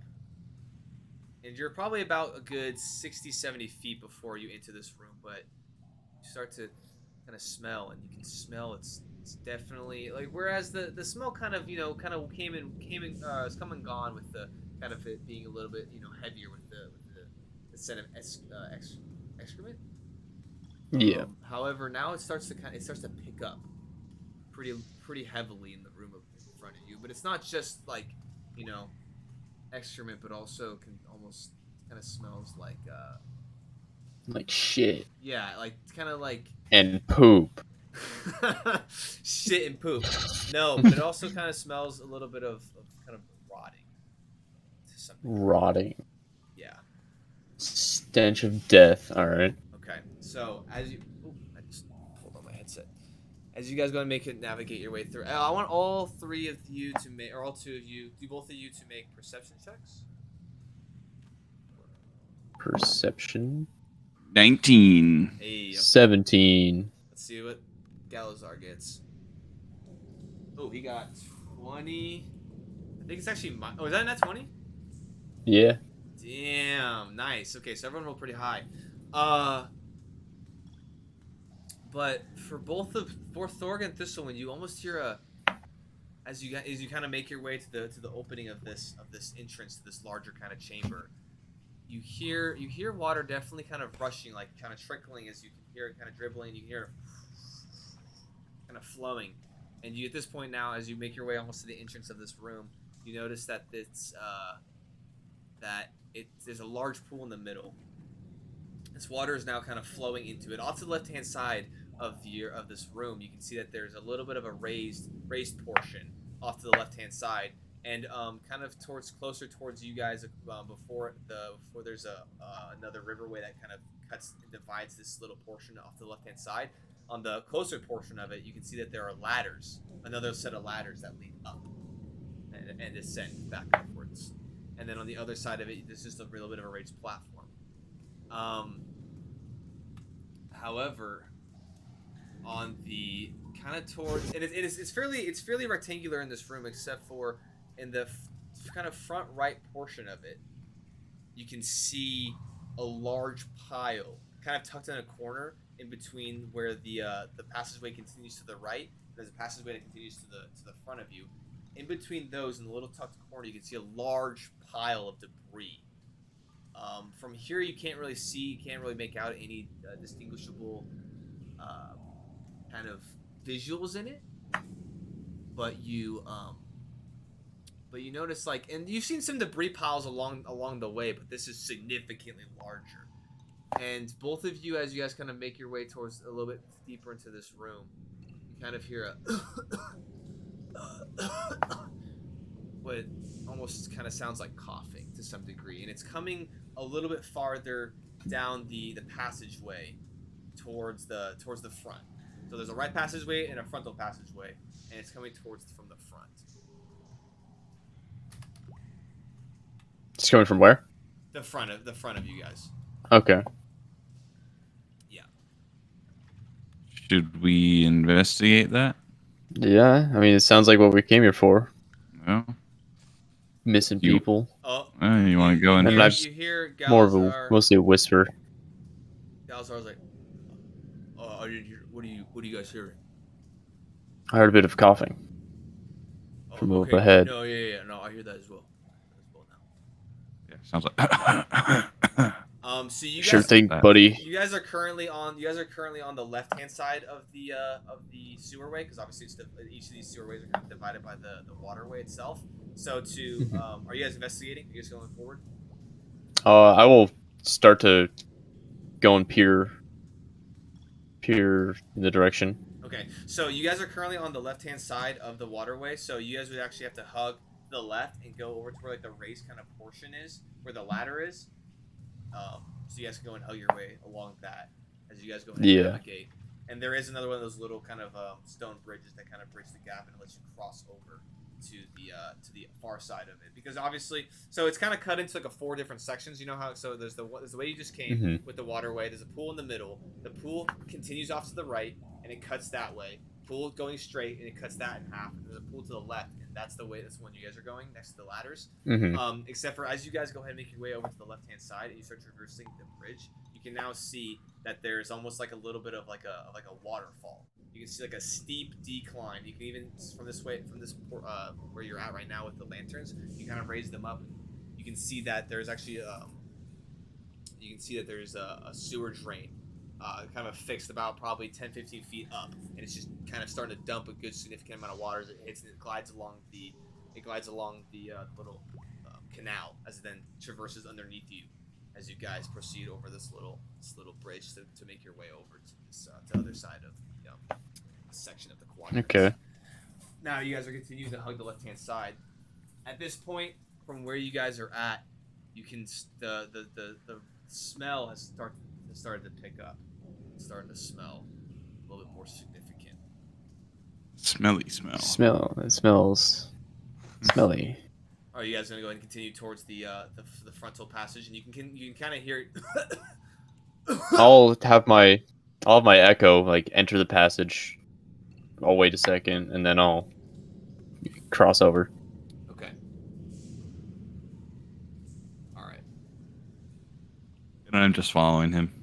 Okay, so as you guys go ahead and you're sending the echo in front of you, and you start to creep along the passageway on the left-hand side. There is now at this point where you guys are standing another bridge that crosses over, kind of lets you go into the right-hand side of where this passage is. But your echo is 30 feet, right? Yeah, I can have it almost 30 feet out. Okay, your echo at 30 feet is now kind of starting to creep forward. Both of you continue to hear the. I want.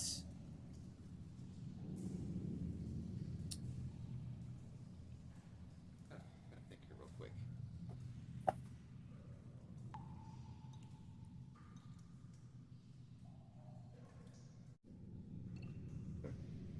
Yeah.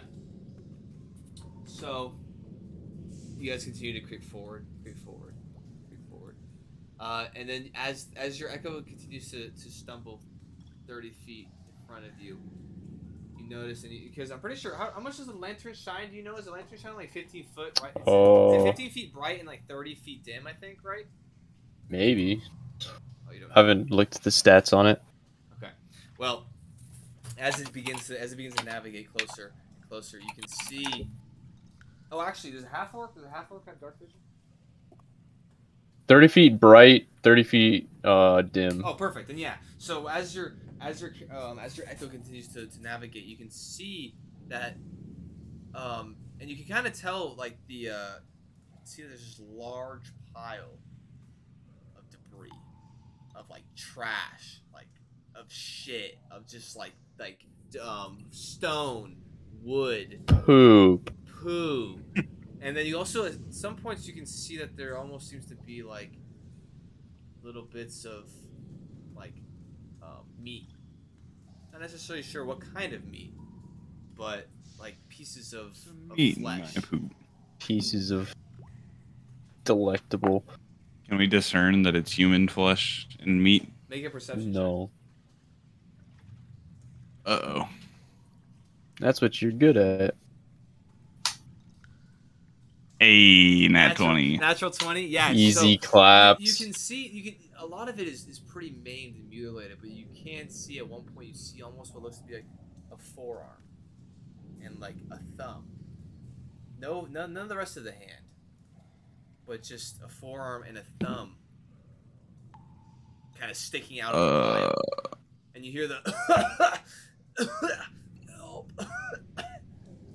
Is that from the pile that we're hearing that?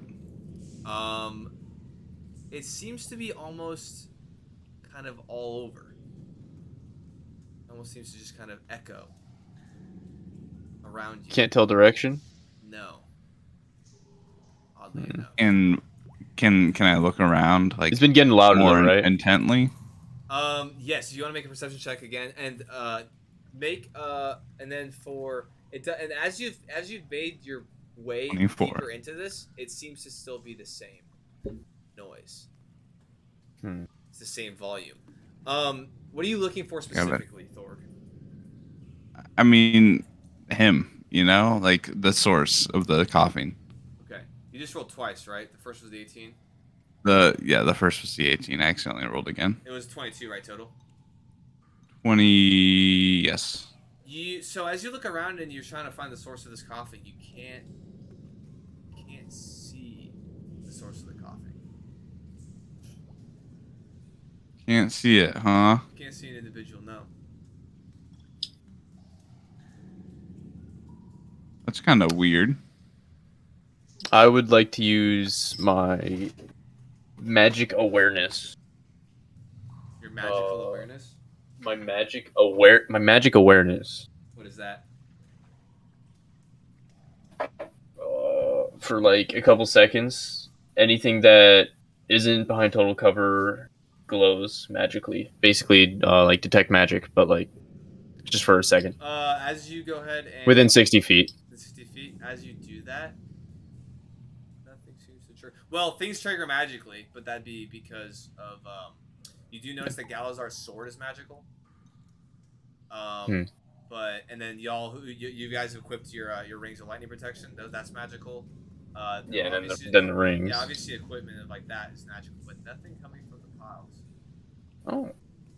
At this point, I'm assuming. How far are you guys from the piles? How far have you guys traversed? I mean, just like up to the pile. I'm guessing. You've gone to the Yeah.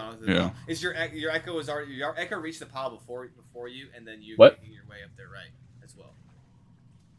It's like just in the direction we're heading, just maintaining 30 feet ahead. Right. So it was 30 feet. So that means that it hit the big pile of debris first, and then Hit you're the also, wall? Yeah. Well, no. So it hit the base of the pile, Okay, yeah. and then at which point you navigated up with it, right? The whole group. Wait, so the pile is encompassing the entire. Like, So sorry, yeah. So as you let me go and explain this. So as your echo hit 30 feet out, you guys started kind of investigating, and you've noticed as you guys kind of got a little bit closer, not all the way up to the pile yet.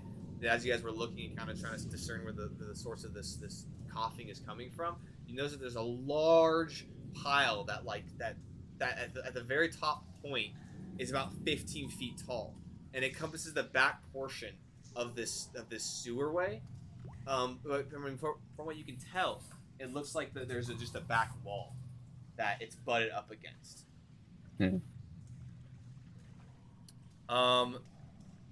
And then as you're kind of discerning, I'd say Thor. Let's see, Thor, you rolled a 22, right? Yeah. Yeah. So as you're navigating this, as you're making your way up, you kind of slightly see a shift in the debris pile. You hear a What the heck? And I'm gonna start like trying to open up the pile where I saw it move. Okay, so as you go ahead and make your way up to the pile, you start to kind of like, start to move some of the debris aside and try to find the source of this. All of a sudden, you see these two tentacles whip up, and you see a third one whip up as well, and you can discern this like large. It starts to wither and shake as it kind of pushes itself up out of the debris pile. You see this large bulbous kind of tan body. And you see this ginormous kind of like neck that attaches to the face of this like kind of eyeless head and this massive like mouth and jaw. And I can send you a photo of exactly what just sprung out of this. That's not what I was expecting. yeah, I'll recoil a couple feet back. Here, hold on. So, What do I have that can help me deal with this? hold on. I'm trying to send a photo here. Jeez, dude, how do you send a photo in Discord? Easily. Okay. Oh, hold on. So,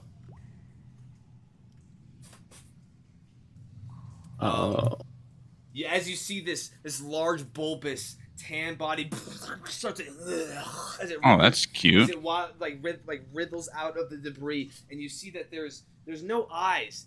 You're like a good like 5 feet from this as you kind of started to get up on the pile, and it just withers, and it just starts to, and as it opens its mouth, as it kind of like spittles out in front of you, and you see the tentacles rear up, and you see the you almost as the tentacles rear up and or like kind of like raise up and rear back to strike you. You see this like third tendril coming off kind of the lower portion of the back, and as it snakes up, you can see that its eyes. There's eyes affixed to this tendril that's like affixed like the lower portion of its back.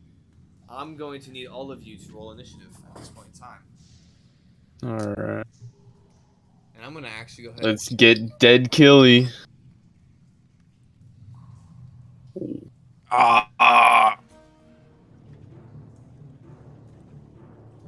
Y'all hear the music? You gotta hit apply. Oh. Oh, and now it's dark. Yeah, you just didn't hit apply. Oh, this whole time? That's sweet. Yeah. Sorry, my bad. That makes sense. Did it for me, not for y'all. All right, so if y'all want to go ahead and move your characters over to this next section of game board, actually. Oh baby. Oh man. If you hit, I want to say if you hit.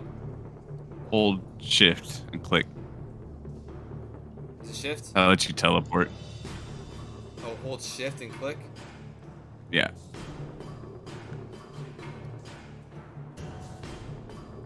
Hold on.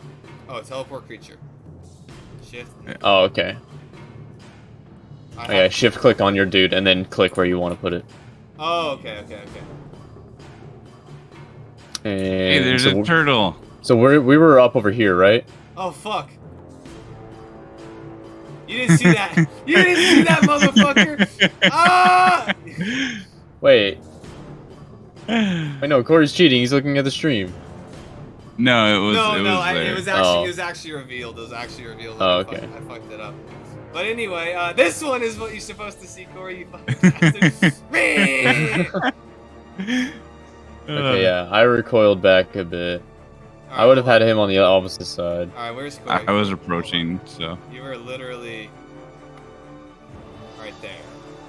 Galazar. Do I get to take an action since like it happened to me? No, so actually, shittily enough, Dang the it. creature gets a surprise attack on you because it was buried within it, and you went up to it, and it Ah. gets to make an attack. That is You're shitty. fucked. Yeah. So he's going to make an attack. Let me really quick look at the surprise rules here and see if it's a full. I think it is a full round of combat. Pretty sure it is. So I thought it was just a surprise action. was it? Just an action, All right, let me see. to my knowledge. Surprise! It's a. You're surprised. You can't move. And you can't take a risk.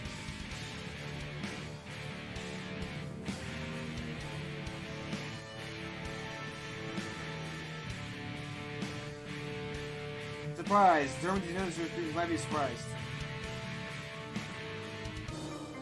You're surprised you can't move or take an action on your first turn of the combat, and you can't take a reaction until that turn ends. Remember, a group can be surprised if the other members aren't.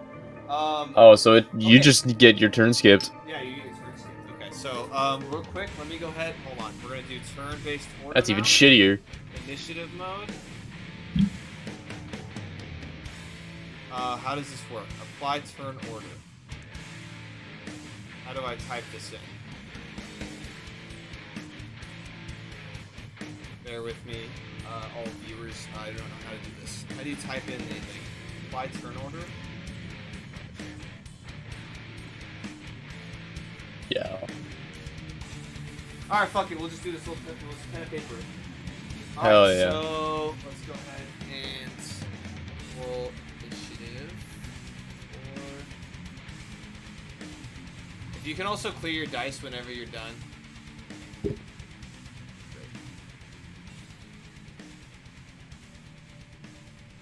Two. Looks like it'll eventually clear on its own.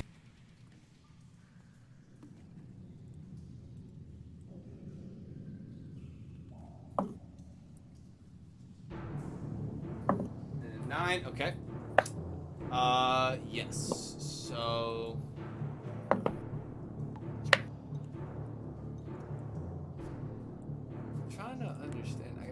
have to just look at this next.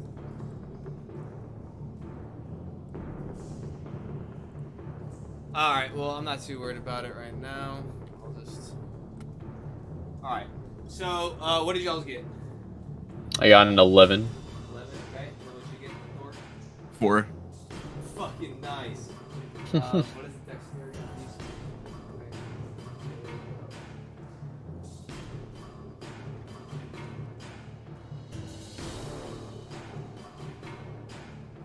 One.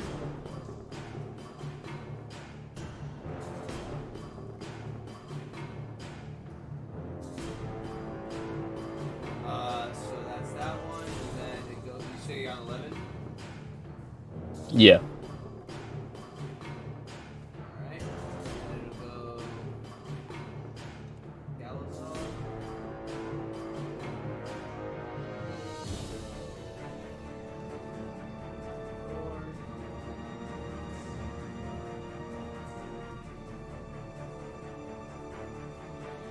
Alright, so first one up, actually who is the initiative order? Is going to be this creature that's right in front of you, homeboy. Oh yeah. Awesome. So it's going to make. It is going to make 3 attacks. 1 with its bite and 2 with its tentacles. Million attacks. Holy poop. Alright, let's do it. So move that. So it's going to make the first one with its bite. Does 14 hit? Nope. Nope, misses. Okay. Misses. Ripozo. Alright, so then the second 2 attacks, 2 tentacle slams. Oh shit. 13 and 7. Nope. Nope, to all of those? Alright. Easy enough. What was the last one? A 7. Oh, nope. 13 and 7, yeah. Alright, so as it rears up, as you're kind of looking to see what this kind of coughing fit is, as it rears up, it throws 1 tentacle at you. What's your gear again? You have a shield or no? I have a shield and my shell. You have a shield yourself. Okay, so as the one as the one tentacle slams over from your left or right hand side or left hand side, you bring up your shield. Boom! As it makes impact into it, you manage to recoil it, push it off. The other one kind of comes over, hits you in the back where your shell is, and it kind of scrapes up, but with no effect. And then the bite, as it reaches out, you kind of sidestep as it clamps like a good couple inches from you, and it recoils back and steps to the side, and steps kind of backwards out of your immediate vicinity. All right. Oh yeah. Next up is going to be Thistlewind. All right. It's beating the shit out of Thorg up there. I'm gonna have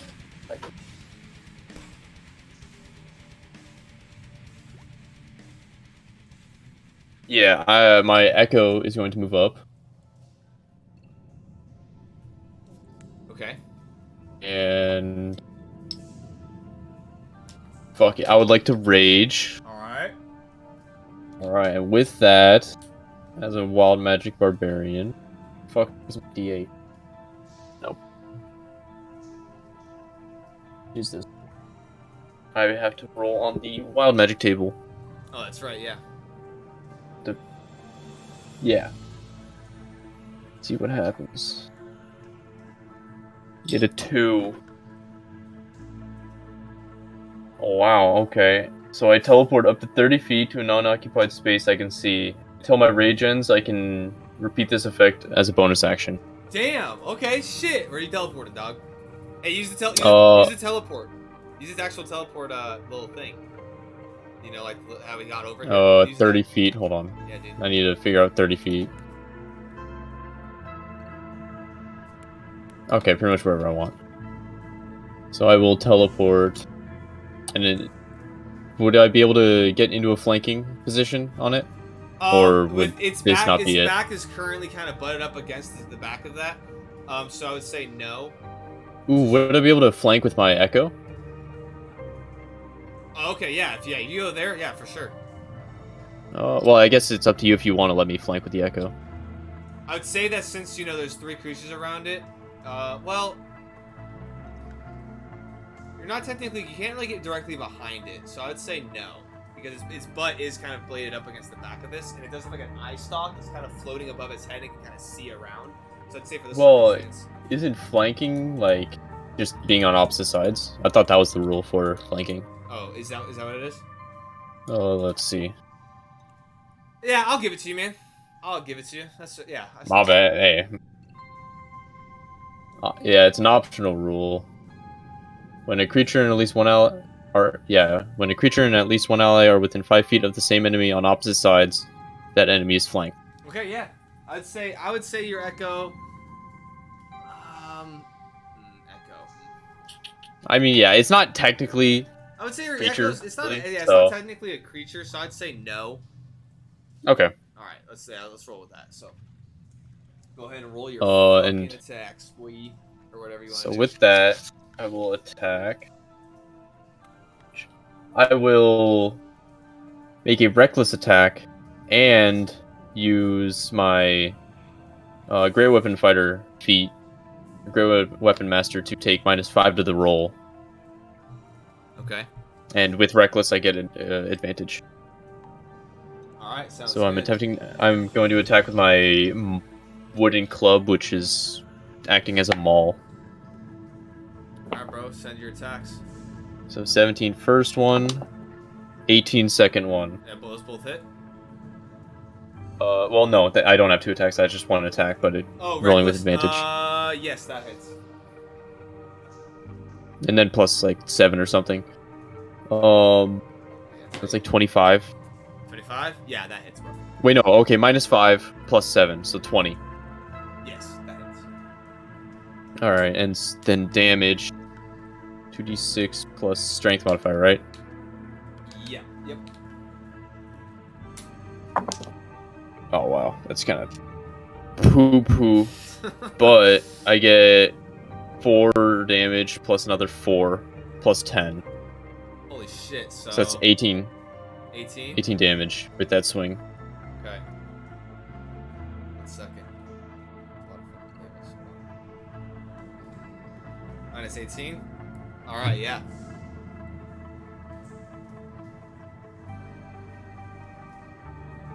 I'm tallying it on the screen right now. All right, Yeah. So as you rage, and with that you kind of feel the magical kind of wild magic surge, and you kind of almost kind of see some fey kind of Sparkles. some kind of fey energy kind of shoot out in a green flurry as you teleport to the side of the creature. With one over, you have a club, you said? Yeah. Yeah, with Big the one overarching club. club, you just boom whack it in the side of its big bulbous body. You can kind of hear like something almost cracks as it kind of recoils off to the side, and as you then recoil the mace back next to your close to ready to strike again. Is that all you're doing? And with that swing, my echo mirrors my movements and makes an additional swing. Okay. Not with the modifiers, just a regular attack. Okay. Or is it? No, I make an additional attack, and reckless makes all attacks do that, right? I would say not for the echo, because that's the thing for Okay. you. Whereas the echo is just like replicating your attack. It's not necessarily replicating like your Okay. features of your person. Looking for this.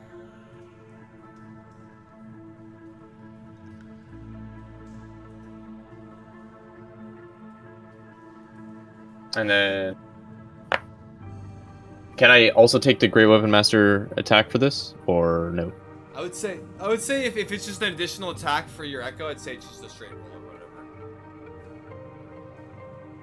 I'm just gonna not. All right. Oh, that is a natural 1. Extra 1. Yeah, on that attack. Can you hear me all right? Is my mic still good?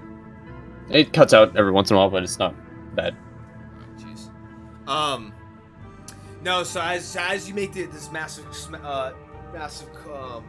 crack against the side of its body, your echo goes to replicate the same thing, and as it recoils from the one hit, the tendril on the left side of its body kind of recoils over and kind of deflects the secondary hit from the echo as it kind of glances it off. Has my mic am I cutting in and out like consistently or not? It's not constant. Okay. Yeah, let me turn. Where's Corey? Well, Corey's muted. I'm muted. What's up? No, you're good. All right. That goes his turn. It's gonna be Galazar's turn. He is going to rush up. I don't know why. Does it do this for you? Like it cuts when I do the. Oh, never mind. That's why.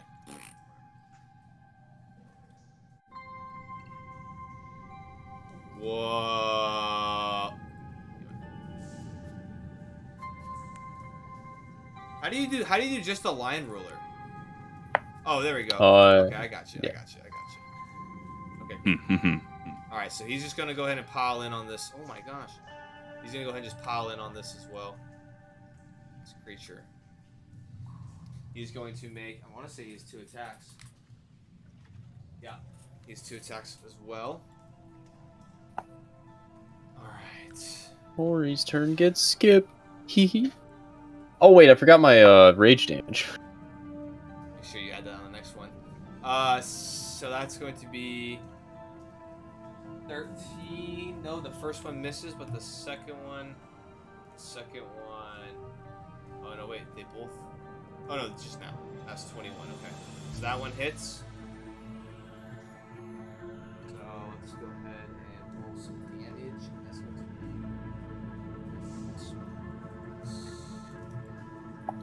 Oh, and he's going to rage as well. Oh, he's one of those. 6 plus 3, 9. If you're proficient with the weapon, you don't add the bonus to the damage, right? Or You just get your proficiency bonus. Yeah, and you don't add proficiency to damage. you do or you don't? Do not. Okay, so that was what, 6, so that's 9 plus rage. It's gonna be 11 points of damage. Corey, what the f are you trying?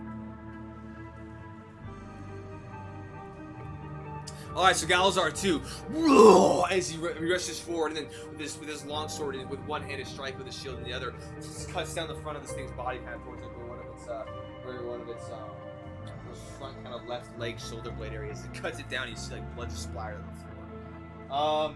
Sadly, Thor, your turn is going to be skipped because you were surprised this round. However, you do hear coming back from that first debris Rip pile. bozo. You hear. Oh snap! Oh shit! I alerted all There's of them. another As it one. makes its way out of the debris pile and starts to navigate its way over to you guys. How much movement does this thing have? 30. Alright. Damn, that's 30. Pythagorean theorem, huh? Yeah. Agrium theorem. You can turn on so that it shows when you pick up a character how much they're moving. Oh, really? How? Oh, is that... Hit M and then number 4 if that's on. Whenever you move a character, it'll show how far they're moving. Oh, perfect. Okay. Yeah. All right. So, Oh, okay. because I guess I mean from where he was, yeah, from where he was to get to where he was to there, I'm gonna say he's right. Where the fuck are you going, dude? He's right. Because of difficult terrain, he's gonna be right here. All right. But you hear, and you guys don't. It's kind of ominous because you don't really see it in the background. You just hear it as it kind of starts to loom behind you. All right, that's gonna be that. That's gonna be that full order of turn. Next up is going to be top of the round is going to be the first creature. Or the first. It's going to make a bite against you. Make a bite against Yeah, you, me. Thistlewind, and then it's gonna make its slam attacks against both of them against Galazar. So it's gonna bite me? It's gonna bite you. That one with advantage. Oh yeah, that's with advantage. 17. Okay, so 17 plus. That hits. 6 is gonna be 23. Alright, so it's for damage.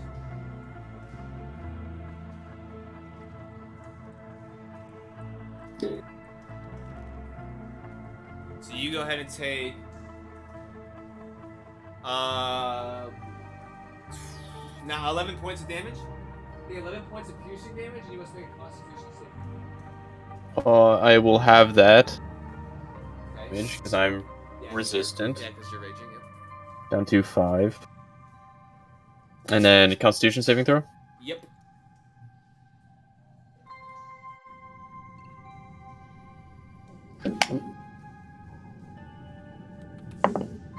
That would be a 17. 17. Yeah. You go ahead and resist the disease. Disease. Yeah. So as after you hit it and you recoil with your mace, it then lashes out with you, and you can almost see in a split second right before it makes contact with you, with your body, and as it bites down, as it kind of holds for a second and recoils back, and kind of takes with you almost like a good gout of blood as the wounds, the teeth pierce down into your chest. And you can feel and you can just kind of smell the putrid. The nastiness. Yeah, it's just disgusting. Its mouth is just like full of rot. As it then recloses its mouth, but your body, you manage to kind of fight it off, as you can kind of almost feel the burning of the disease. But you manage to fight it off. So there's that. I will say, for flavor, when I rage, like the surface of my skin like cracks a bit, and you can see like almost like lava glow underneath. Nice. Okay, sounds good. All right, next 2 attacks are gonna be against Galazar. Those are both gonna hit. Natural 20 for the first. Oh shit. So Galazar's going to take. I should just bring my dice out and just roll it. It's not real time instead of doing all this. I'll do that next time though. So it's going to be.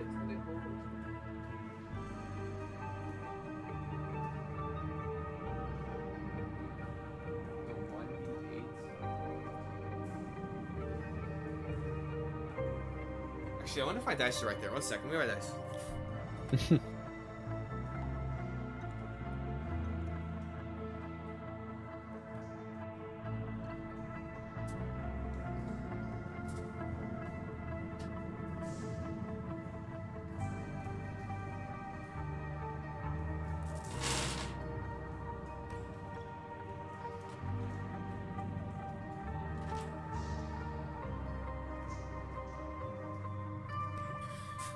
Okay. Alright, so Galazar's going to take 2, 4, 7 points. He's raging as well, so 7 reduced back down to 4. Or 3. And then he's also going to take another 1d8. That's going to be reduced down to 1. And then it is... Barbarians are OP. And then he needs to now make a strength save. Ooh, you got a 3. Okay, yeah, no. That's not going to do it. And then he's going to, so he's now restrained. And so he's going to take 4. 7, so then take 3 points of damage, 3 more points of damage. 3 more points of damage. So, as it reaches out, bites out at you, and then recoils back, and then the 2 tendrils on the sides, boom, boom, slam against Galazar. You see, and then as the first one hits, and it lingers for a second. As the other one smacks, and then recoils, so you can see it wrap around him. As he then, it kind of holds him in place at this point, as the tendril now grappling. Damn, it's holding him. Yeah, it's holding It's him. got his Alright, ass. next up is going to be now Thistlewind. Alright. So with that, any bonus actions? Fuck it, I'm gonna teleport to the other side of him. Okay.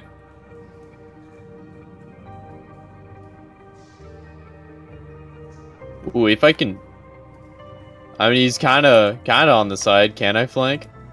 Yeah, I'd say right there. Yeah, you're flanking for sure. Alright. Yeah, I'll teleport on the opposite side of, what's his name again? My bad. Galazar? Galzar. Yeah.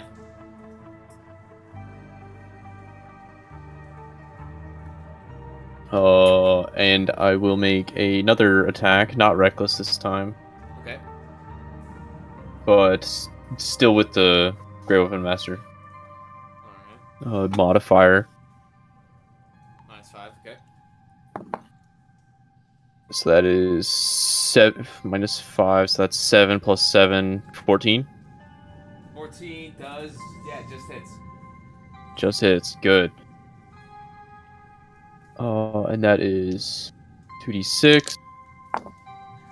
8 plus 4, 12 plus 10, 22. 22 points of damage. 22 points of damage. Damn. And I will unleash Incarnation, have my Echo attack as well. Okay. How many times can you do that? Or is it as many times as you want? It's based off of my Constitution modifier, Okay. which is 3. Gotcha. So that's 14 plus 7, 21. It hits. Another 2d6. Ooh, that's 10 plus 4, 14. 14 points of damage. Yeah. Alright. Yeah, buddy. Nice. So as you teleport across, you go behind and you boom, overhand slam your great club into its back now at this point. And you hear another crunch, and then quickly after that, your Echo shoots another overhand club attack. Boom! Right into like one of it into the kind of the base of its eye stalk. It kind of recoils. All right, Zal, your turn. Yeah. That will be my turn. All right, your Galazar is up, and then you're up next. There, Thor. Sweet. All right, so he's going to make 2 attacks now. Damn, that's a miss. That's a hit though. That's a hit.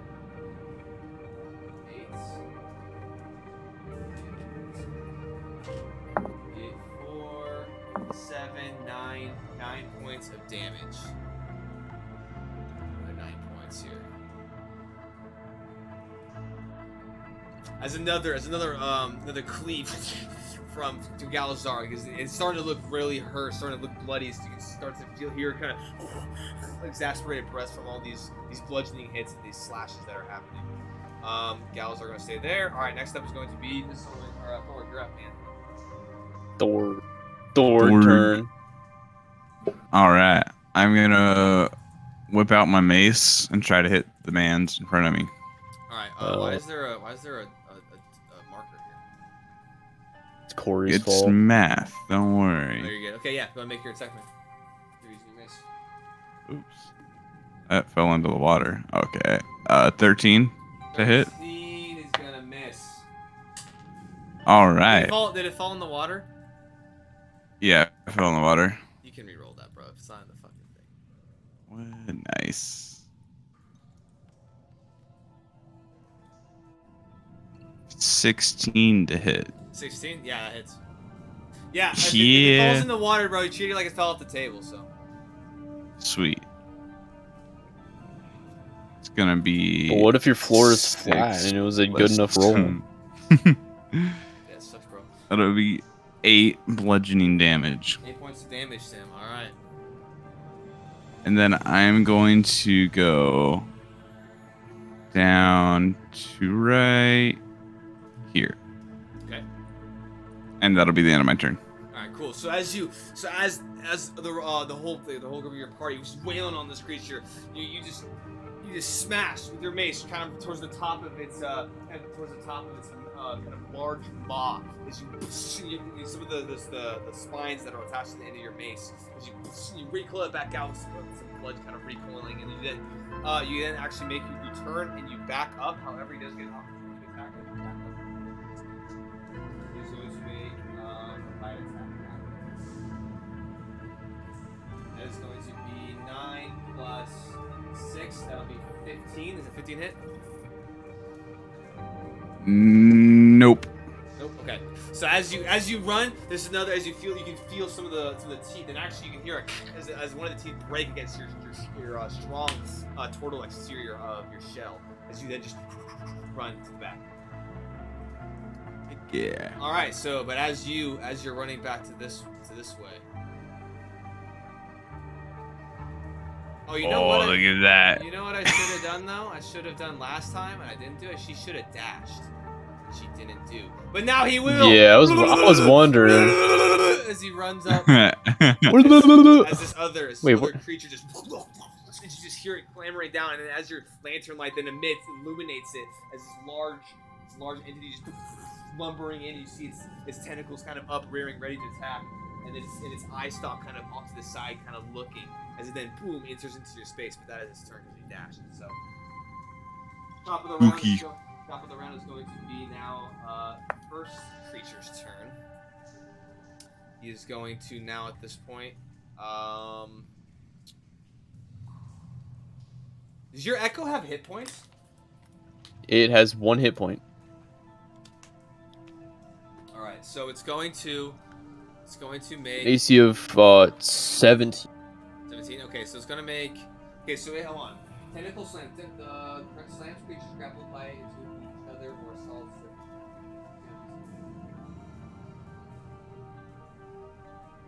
Oh shit! Hold on. All right, so it's going to go ahead and make its first tentacle slam. Grappling Galazar, it's going to grab him and slam him into the wall behind. So it's going to grab him and go, oh, not like that, boom, and crack him against that wall. Needs to succeed on a Constitution saving throw, which he does. So he's not stunned, and he takes half damage. Yeah, fucked up. So we take 5, it'll be 8, down to 4, down to 2 because he is raging. So only 2 points. Wait, what? He has double resistance? Well, how does that work? He took half, and then he had resistance. Oh, okay. Yeah, and then he's going to make a tentacle attack. He's going to make a bite attack against your Echo. That's going to be a 20 to hit. 20 to hit. Alright, it hits and more. Yeah, it dies. It dies instantly?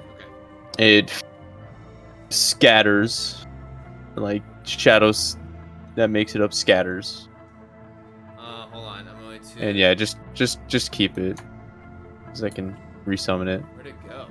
Okay. I put it outside. You can put it in the dice tray if you want. Oh yeah, there you go. Okay, and then it's going to turn around and make a bite attack against you. And it's going to be a 23 to hit. Okay, yeah, that hits. Alright. 1 second, I'm going to change up the song real quick. That is going to hit you. Now it's going to do more damage. It's going to be 9. 9 plus 3 is going to be 12 points of damage, halved.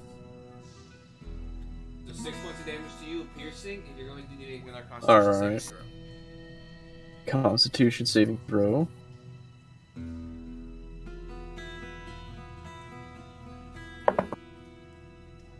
That is 18. 18, you resist effects once again. Hell yeah. Ain't no shit bothering me. So as it grabs at first it just wraps around Galazar, and you're like, all right, and then it lifts him up out of the air and smashes him into the wall behind you. You're claw as you seem to make contact with it.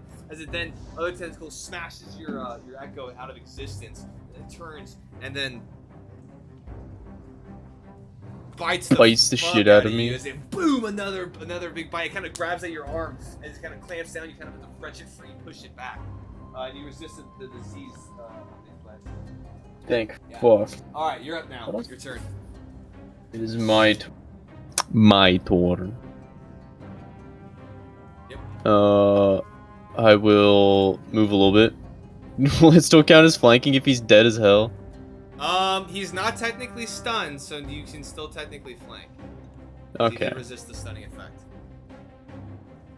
I will maneuver around to flank and make a correction. With my bonus action, I will... Oh wait, fuck, I can't do that. I will summon my Echo again as my bonus action. Okay. Yeah. I can only do that within 15 feet. I was gonna do it on the other one, but it will manifest right there, and I'll make an attack. All right, sounds good. That's going to be 6 plus 7. Shit, that is 13. 13 to hit is going to miss. Fuck. As you go ahead and you swing your club back, it manages to kind of almost like drop some of its. Oh wait, correction. I have advantage. Oh yeah, go ahead, roll. Well, that's a bit better. 9 plus 7, 16. Yep, 16 will hit. And I forgot my rage damage again on the last ones. So Yeah, rip, remember your rage rip damage. bozo. Yeah. All right. 2d6. That is 9 plus 2, 11 plus 4, 15 damage. Oh shit! And with that, 15 damage. and with that, hold on. And with that, oh, it's And with that, dead as hell. You just as its eye stalk is kind of reeling around, you just manage to kind of calculate, step back, and as it kind of lowers its stealth down to kind of get visual, you just boom, smack it, and you pop it. It's like all the eyes with the sheer force of your rage just hit it, and splatters its eyes against the side of the wall, and it kind of Nice. from the other wound And it I- suffered has now fallen onto the battlefield. beating the shit out of it. All right, that's gonna be that turn. Is that all? You good? That is all I can do. All right. So Well- go ahead. Nah, that's all I can do. Galazar, having got his shit rocked against the fucking wall, is going to kind of reclaim himself, kind of get like unwrap the tentacle that's now like kind of dead around his waist, and sprint over to assist with Thorg, and it's just going to. He uses his dash, so he cannot do anything else. Yeah, that's gonna be his turn. Now it is going to be Thor's turn. All right. I'm going to Grab his dick and twist it. grab his dick and twist it. I'm gonna run towards him, just like a little hop, skip, and a jump. You're just gonna go inside of him. Now I can't move. There we go. Oh, I can't click. Anyway, and I go towards him, and then I'm gonna use shell defense. So Okay. I'm going to withdraw into my shell and gain +4 armor. So pretty much I'm going to shell up right in front of him, Okay. hoping I'm trying to distract him. That's what I'm going for. You go, and then you So that's pull your head back. yeah. So hopefully I can like glide and like knock into his knee or something. I don't know. Alright, so you kind of like step back, and you kind of full shell mode as you kind of slightly run into his legs as you full turtle mode. And you kind of out Yeah. skirting along the sewer floor here as you kind of are now sitting in your turtle mode. Kind of, Yeah. Oh wait, has Galzar been getting advantage for flanking with me? I don't think he did actually. We'll find out about that next time. Ripozo. Rip, alright, Oh. top of the round. It's going to be for, oh, that one's actually, no, sorry, no, it's actually his turn now. Alright, so now after you, it's going to be his turn, so he's going to make a bite attack against your shelled exterior. He doesn't understand necessarily what the fuck's going on. What is his intelligence? Oh, yeah. He's gonna make a bite attack against you. That is going to be 15. Aren't you at like 23 AC right now? Yes. What the fuck? Can it even hit him? So as it reaches out its ginormous maw, and it tries to clamp down to the turtle shell. However, it does not pierce your turtle shell, obviously. So then it's going to now make 2 attacks with its tentacles against Galazar. Give me 1 second. Ah. Looks to be Galazar.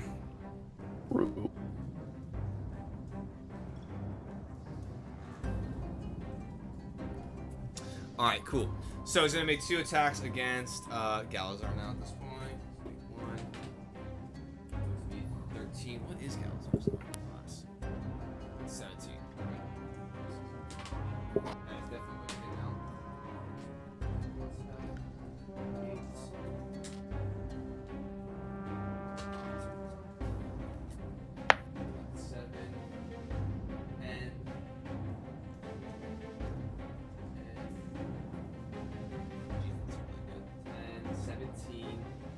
13 points. It's gonna be reduced to 9 for him. Galazar's just tanking this fight, dude. And then he needs to make. Nope, he does not again. So he's now hit with the first tendril.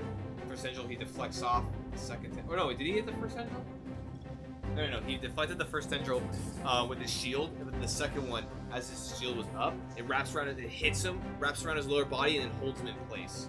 As he's now standing there. All right, top of the round is going to be this one. All right. So with that, I still have the magic around me because I'm still raging. Okay. I'm going to teleport 30 feet. Oh, let me figure out what 30 feet is first. 30 feet onto this tile. Teleport 30 feet. Okay. And then with my movement, well, that's as my bonus action, I teleport 30 feet. And with my movement, I will move over here to flank with Galzar. I would say.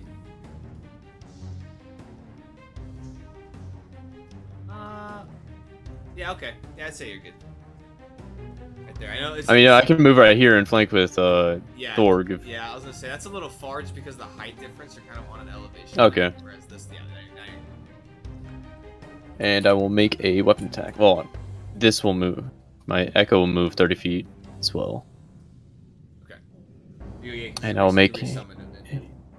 Yeah, resummon him, and he just is able to move 30 feet, or I'm able to move him 30 feet for free. Sounds good. I will make an attack. And fuck it. We're gonna make it a big attack with Great Weapon Master. Okay. And I have advantage, so let's just roll 2.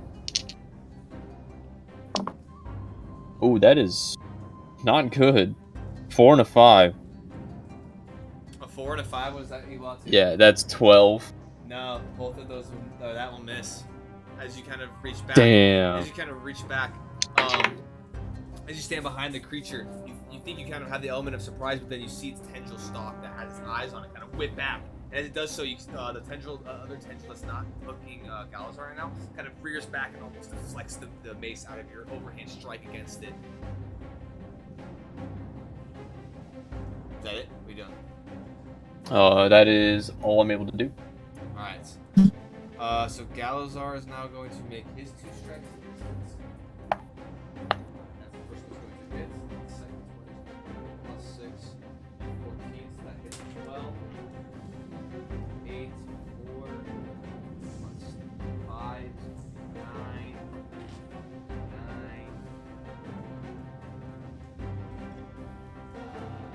8. No. Yeah, 8 and 9, which is 16.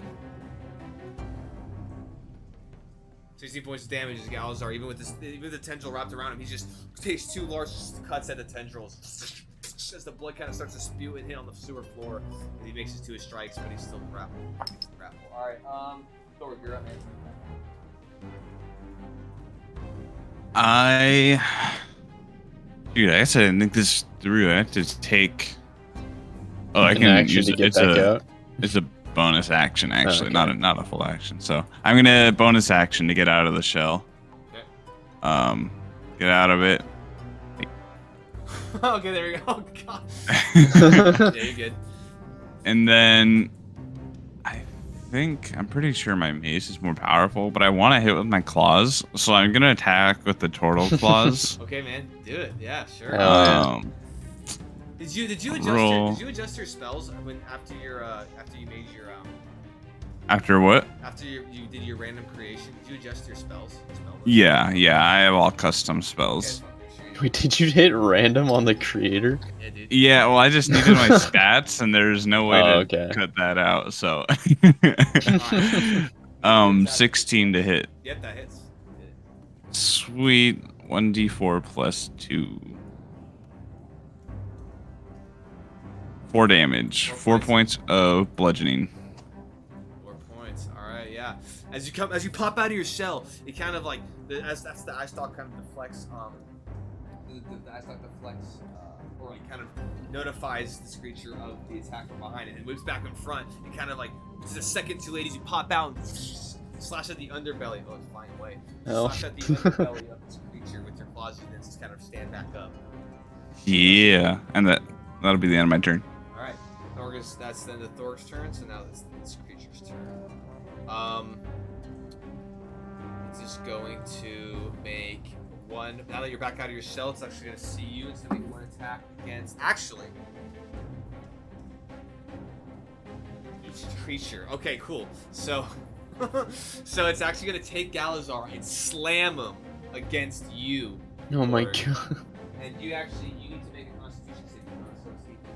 Wait, I need to make a Constitution saving throw? He's smashing Galazar against you because he has him grappled. So he's. Oh my gosh. Okay. Galazar makes his save.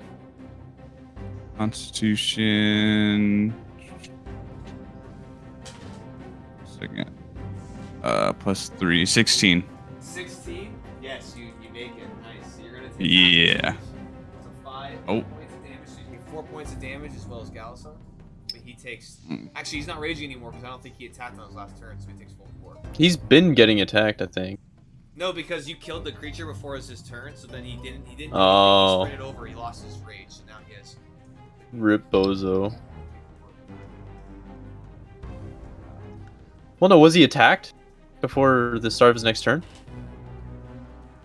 Oh, I guess yeah, you're right. Wouldn't it? He would have been because he pulled up. And, Yeah, he sprinted up and then got hit.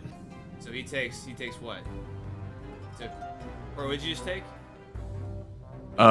4 points after it got halved.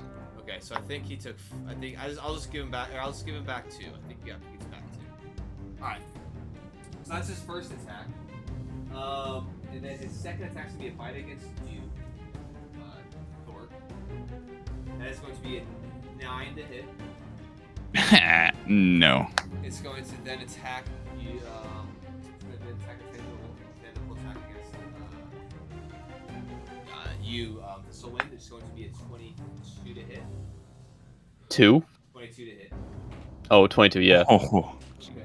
1d8. That's gonna be a 9 points of bludgeoning damage, plus another 8 points of piercing damage.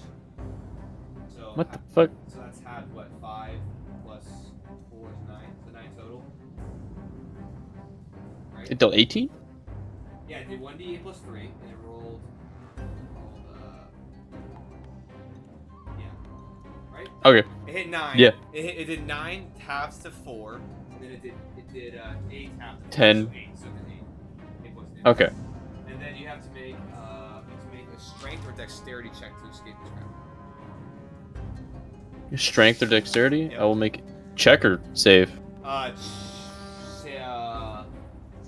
says the target is medium or smaller. It is grappled. DC escape.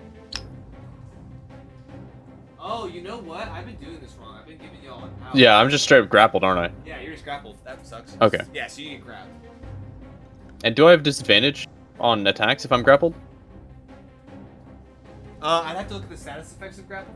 I have to look. I don't think grapple does anything. It says remove your speed to I think 0. Yeah, I think I just can't move. I think you just can't move too. I could look though real quick. Actually, it's the most. Yeah. I can look on my next door. If you want to look while we're going. So yeah, so you and Gallows are now both grappled. Or grapple. I wish there was a way that I could indicate that. I think there is though. Status. It's only No, not yet. Not yet. Okay, maybe they'll add that. Well, it's still, yeah. They're definitely going to add more, considering the only one is knockdown. Alright, so the next one is going to be this one. You're up here. You can choose to escape the grapple. I want to say it's an action. Yeah, it's an action to escape the grapple. If I have disadvantage, then I probably will. Let me look at the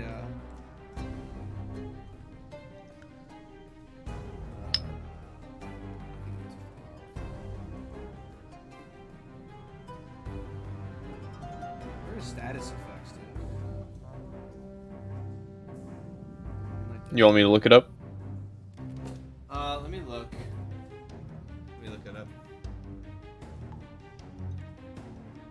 grapple. Grapple 5.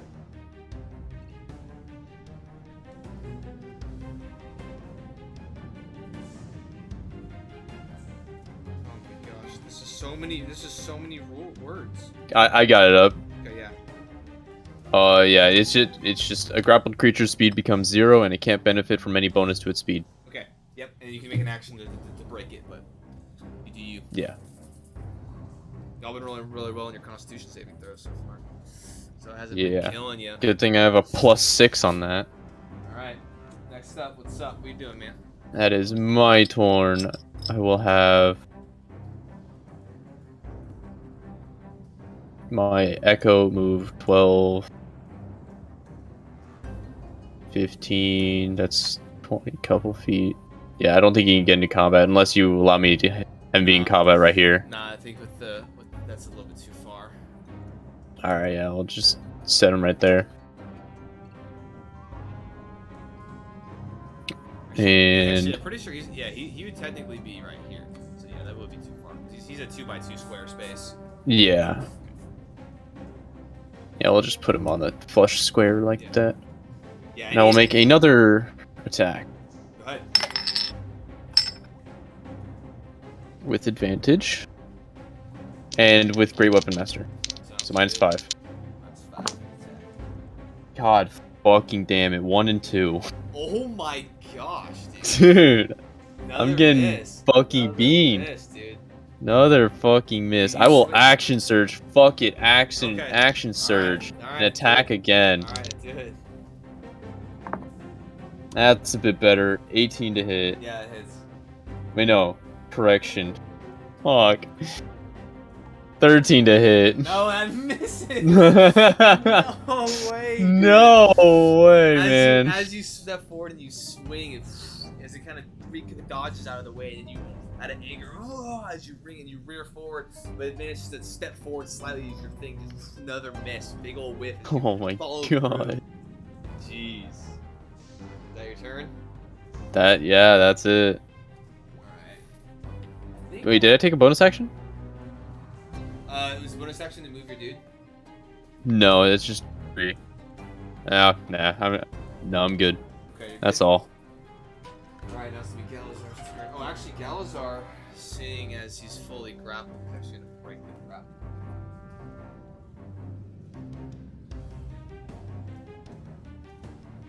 No, 13. Let's see. V plus. Break the grapple is an athletic. It's an athletics, right? I'm pretty sure. Let's see. I want to say it is. Yeah, it's an athletics check or a dexterity. So yeah. Alright. Yeah. So yeah, he managed to break free of the grapple. Alright. He's looking kind of hurts. He's gonna stay there. I think that's his turn. Thor, you're up. I am going to. No one's severely hurt, right? Except maybe the orc. Galazar's. Yeah, he's probably hurt a bit looking more pretty than- banged up. That's okay. I need him to die before I can heal him. So I'll attack with my mace. Do you not have any offensive spells? Or are you just saving them? I'm just saving him. Alright, go You ahead. have no condition What's spells on either? hit? Yeah, that. Not that are worth using. I'd rather No. hit. Oh, okay. 20. You're saving it That's for, a first you're for a saving, cleric. You're saving it for the big boy, huh? Yeah, the big boy's going down. Alright. So 23 to hit. And that'll be 5 points of bludgeoning damage. 5 points of bludgeoning damage. Alright. Another hit as you step Boing. forward and bink! Yeah, boom! As you smack it against. You actually managed to like dislodge one of his teeth as you smack it against the lower portion of his jaws. Oh yeah. Alright, next up is going to be its turn. And I want to say it broke the grapple. It broke the grapple on. Galazar broke the grapple, so it's going to tentacle slam you. This will win against the wall behind you. You need to make a constitution save. Yeah. That's me? Yep, that's you. Alright, Constitution saving throw. Correct. Is this just an effect of being grappled, or did No. he slam me, or? Yeah, he's slamming you against the wall. Okay. Oh, natural 20. Natural 20, yeah. 26. 26, yeah, you pass. past that, you take half damage. Wow, that's really good. That is going to be 11 points of damage, 14 points of damage, halves to 7, halves to 7. 3, right? Rip Bozo. 'Cause you're raging. Rolled and smoked. So, Down to 41.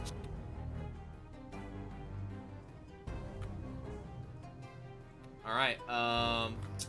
That is going to be his first attack. And then it is going to be.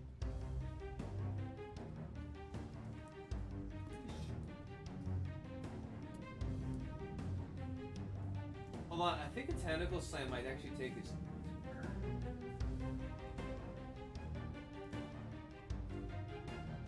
The Orthog. I'm trying to think. Because it says makes 3 attacks, one with his bite, 2 with his tentacles. But tentacle slam is a caveat on tentacles. I don't know how that works. Well, I'm pretty sure each attack is with a tentacle, and if a tentacle is someone grappled, it's occupied. So it would only be able to do the slam unless it let go. Well, so it could bite. But Yeah, so a it says- bite, and then if it... It says it has 2 tentacles, each of which can grapple 1 target. So I'm just gonna do a bite though, considering that the tentacle slam's kind of good. So I'll just do a bite. 6 plus 6 is gonna be 12 against you, Thog. No. Thog, hello. What? Oh, All right. how much to hit? It went 12 to hit. No. Nope. All right, this one you're up. My turn? You can Let's whiff this stop. harder.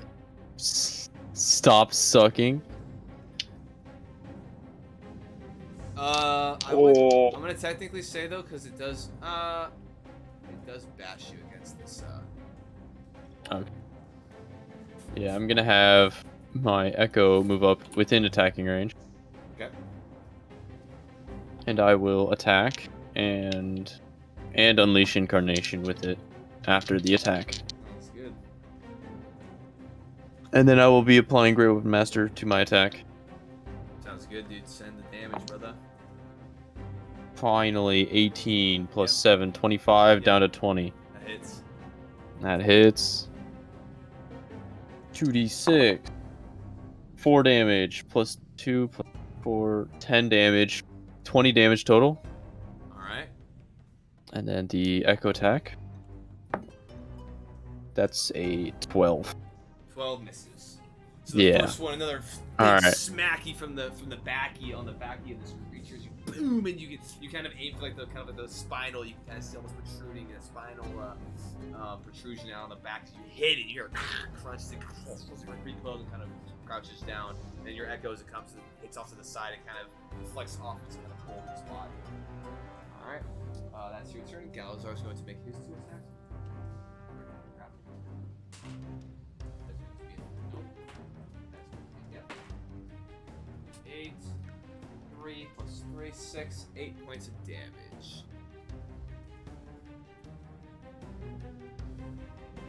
Alright, there you go. Next up is going to be Thor. As Galazar, another quick slash up to the side of its body. Thor, you're up. Alrighty, I'm going to once again smack him with my mace. Alright, combat RuneScape style. Let's go. Hell yeah.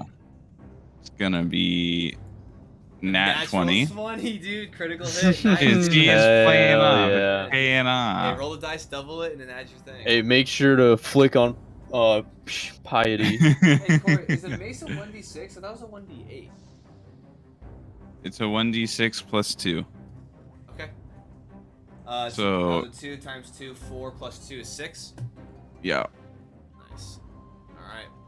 Another big bonky smack as you crack him across the. You actually manage to like side clip his his eye stalk. Boom! Hit him with its critical hit. And it kind of recoils his eye stalk. It's starting to look pretty worn down. But it's going to now retaliate with you against you with a fight. That is going to be 14 to hit, 15 to hit. Nope. Okay, now it's going to do you're still attached, huh, Nathan? What was that? You're still grappled? Yeah. It's gonna go ahead and do its tentacle slam against you. Slam a jam again. Yeah, I would assume I can do a tentacle attack too, because it says that has 2 tentacles. Or the grand tentacle slam were to actually activate, then you can never get 2 grappled. So that's such a deal. Alright, tentacle slam, go ahead and make a constitution saving throw. Well, I'm pretty sure Tentacle Slam takes up one of its tentacle attacks. Oh no, it does. It does. Yeah, okay. Yeah. I was just making sure. So, Constitution saving throw. Yep. Oh. That would be a 14. Barely. You barely Ooh. make it. Barely. Yo, I'm too good at this game. Alright, dude, too good.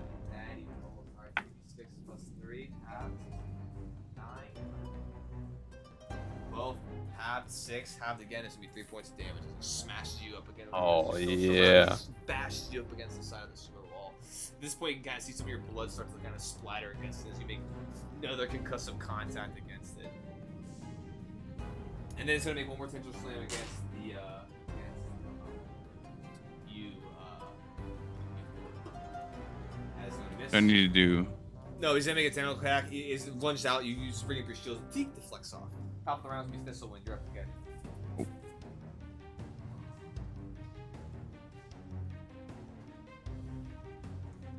This'll win. This'll wins up. What? You're up. It's my turn again? Yep. Goddamn. He's going fast. Alright, another big hit. Have you guys been taking advantage as I'm flanking it? Oh no. No, gals are hit though, so yeah, it's been fine.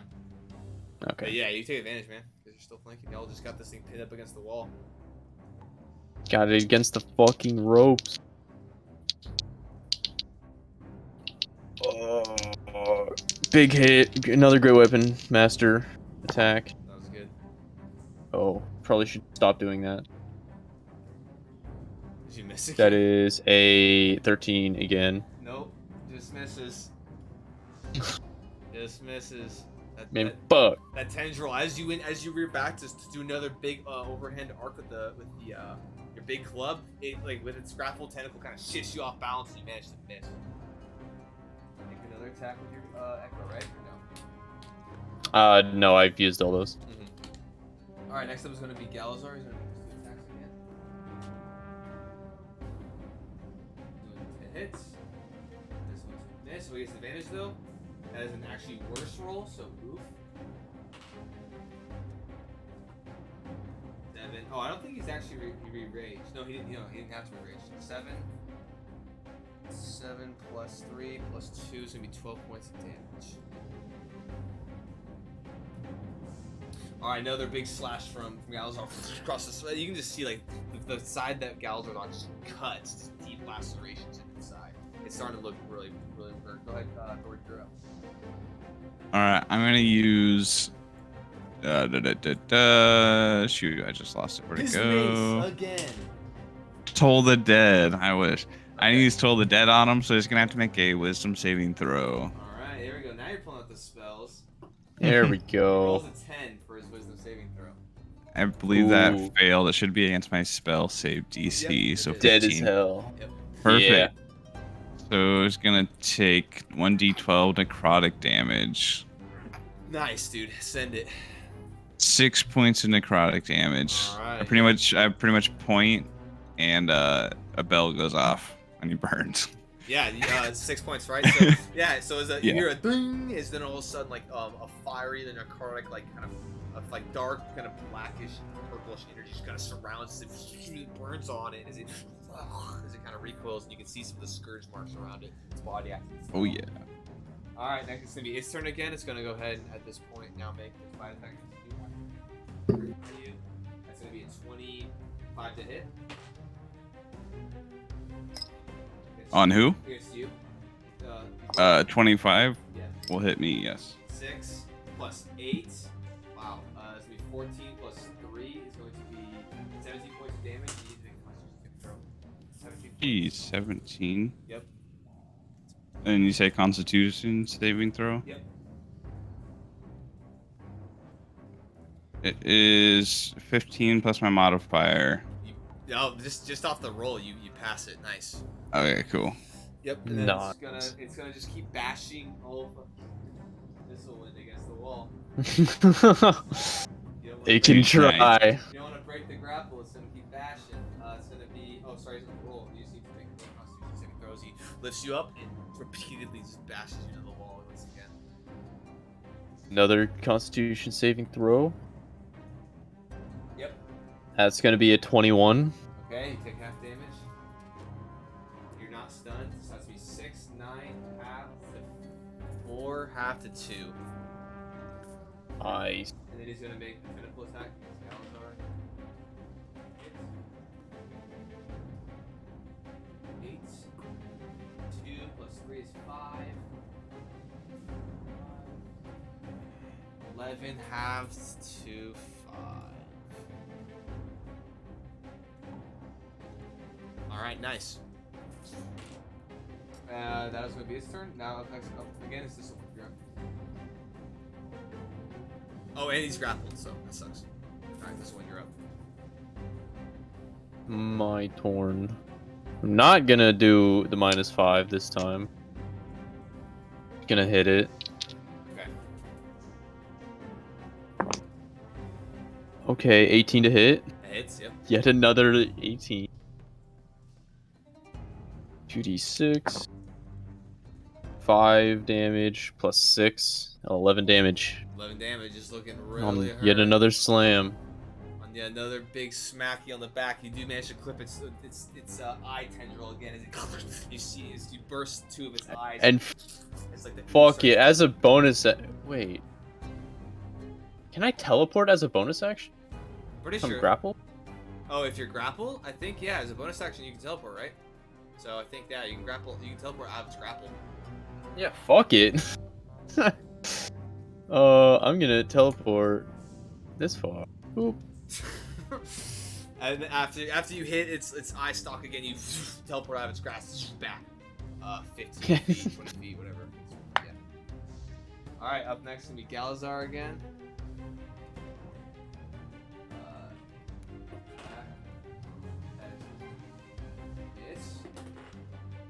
Yeah, because it doesn't matter about my speed, so. Yeah, it's not flanked, so both of Galazar's attacks are gonna go whiff. You're up, Thor. What are you doing? I'm gonna use that spell again. So wisdom saving throw 15. Oh, he actually passes with a 16. What the What a fuck? nerd! What a I don't- nerd, dude. 16. I don't think You I rolled a do any 15 plus damage. 1. Yeah, I don't think you do either. Let me double check, but yeah, I don't do anything then. What a nerd, dude. Yeah, Alright, I'll just stand there. And that'll be the end of my turn. alright, it's his turn once again. He does have. Slams creatures grappled by each other or solid surface. Okay, he's gonna use Galazar to smash And no advantage anymore if you were using that. Yeah. Actually, Galazar does make his constitution.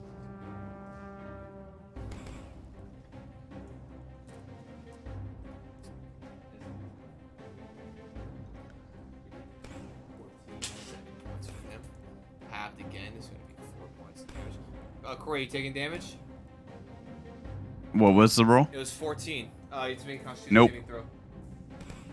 Let me make the saving throw. The roll doesn't hit, and then I got 16, so 19 for my constitution. So you take half damage if you pass. So you took 7 points of Oh. damage. Yeah. Oh, Because he okay. slammed Galazar into you, so you have to make a save. I see. I have taken that damage. Okay, and then he's going to make a bite attack against you. That is going to be 15. That fails. Wait, He's going to be a 19 with his tentacle attack. That hits me. I don't Wait. mean to be a bit of a rules lawyer, Jared, What? but it's I pulled it up because I'm a nerd. And it says it slams creatures grappled by into each other. It doesn't say it slams it into something else. Yeah, or a solid surface. So it. Oh well, it sounded like you were having him slam Galzar into Thor. Yeah. Oh, does it have to have both of them grappled to do that? That's what I'm getting at, but you can run it however you want. Damn, why are you pulling up the stats on my creatures, homie? Bro, because I'm gay as hell. Bro. Alright, My AC is 19, so does the 19 hit? yes. So the, Okay. So, yeah, it hits. Alright, Then that hits me. Alright, going forward, I will apply that. But stop looking at my creatures. Okay, my bad. So that'll be 6 points of bludgeoning damage to you. On top of another 6 will be 12 points of damage total, and you are now grappled. 12 points of damage to me? Yeah. Total for the turn or just from that last roll? Total from that tentacle. Okay. Alright. That is going to be the top of the round. This will end you up now. This thing's looking really hurt though. Alright. And even with Vegeta's attacks, you can see he's like takes a lot of effort as he goes makes all these attacks. With my bonus action, I'll teleport back into range Alright. and make an attack. Alright. A regular attack. Oh, fuck. An 11. 11 does not hit. Wait. Advantage. My bad. Oh yeah. Okay, still 11. Okay, nope. Is that the end of it? 2 4s. Yeah, that's all I got. Oh man. Okay, that hits. Okay, that first attack hits for Galazar. You roll a 1 on his damage, so that's gonna be 4, 6 points of damage. It's looking so hurt as it's one more hit slashes across it. Alright, Thor, you're up. Fuck, man. Yeah. What are you doing? Oh, is it me? Yeah. I'm going to Toll the Dead, so wisdom saving throw on him. A 20. Fuck. Well, then I do nothing. Alright, at this point in time, I'm actually gonna roll for it. I'm gonna roll to see if it tries to flee.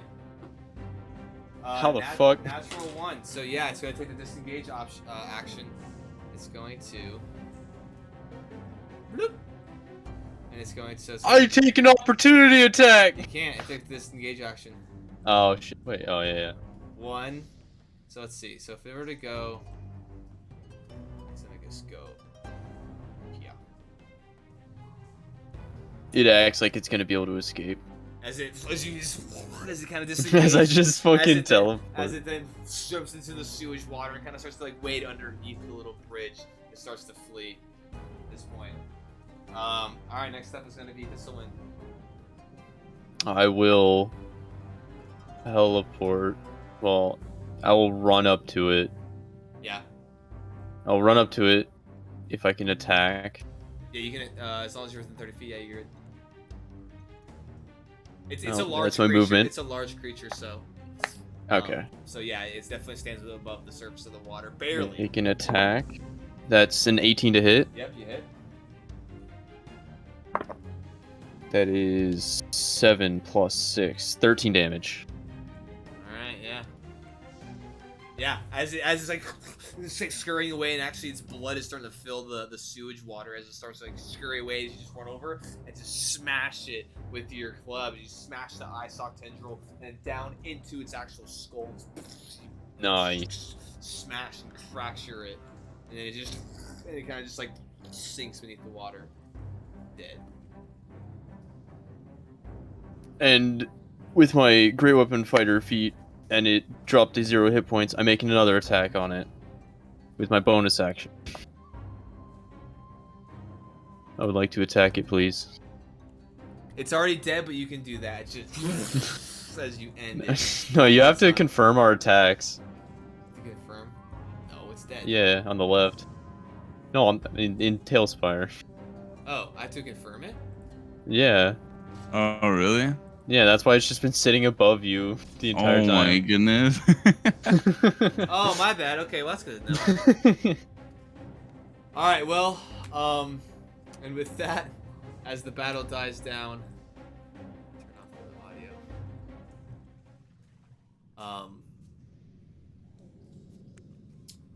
Yeah, with that, we will go ahead and conclude tonight's session as you guys kind of all gather yourselves after this, I loot the bodies. Oh, yeah? You can loot the bodies or whatever you want to loot next time, but... I I'll loot take- their shells. it's I will gonna- eat it's their gonna- shit.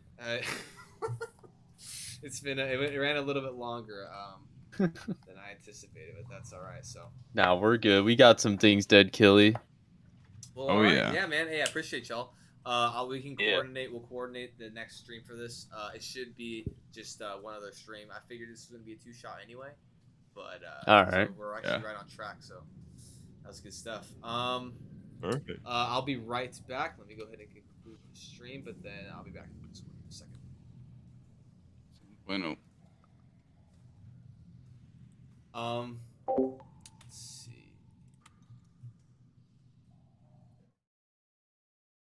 But yeah,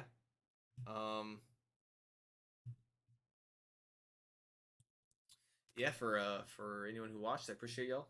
It was a good first stream. There's a lot of kinks we still got to figure out because of a lot of technical issues, but we'll get it there. Next time we'll figure out when the next stream will happen, and we'll be putting it in the schedule. But just look for that, and yeah. Anyway, yeah, we'll catch y'all next time.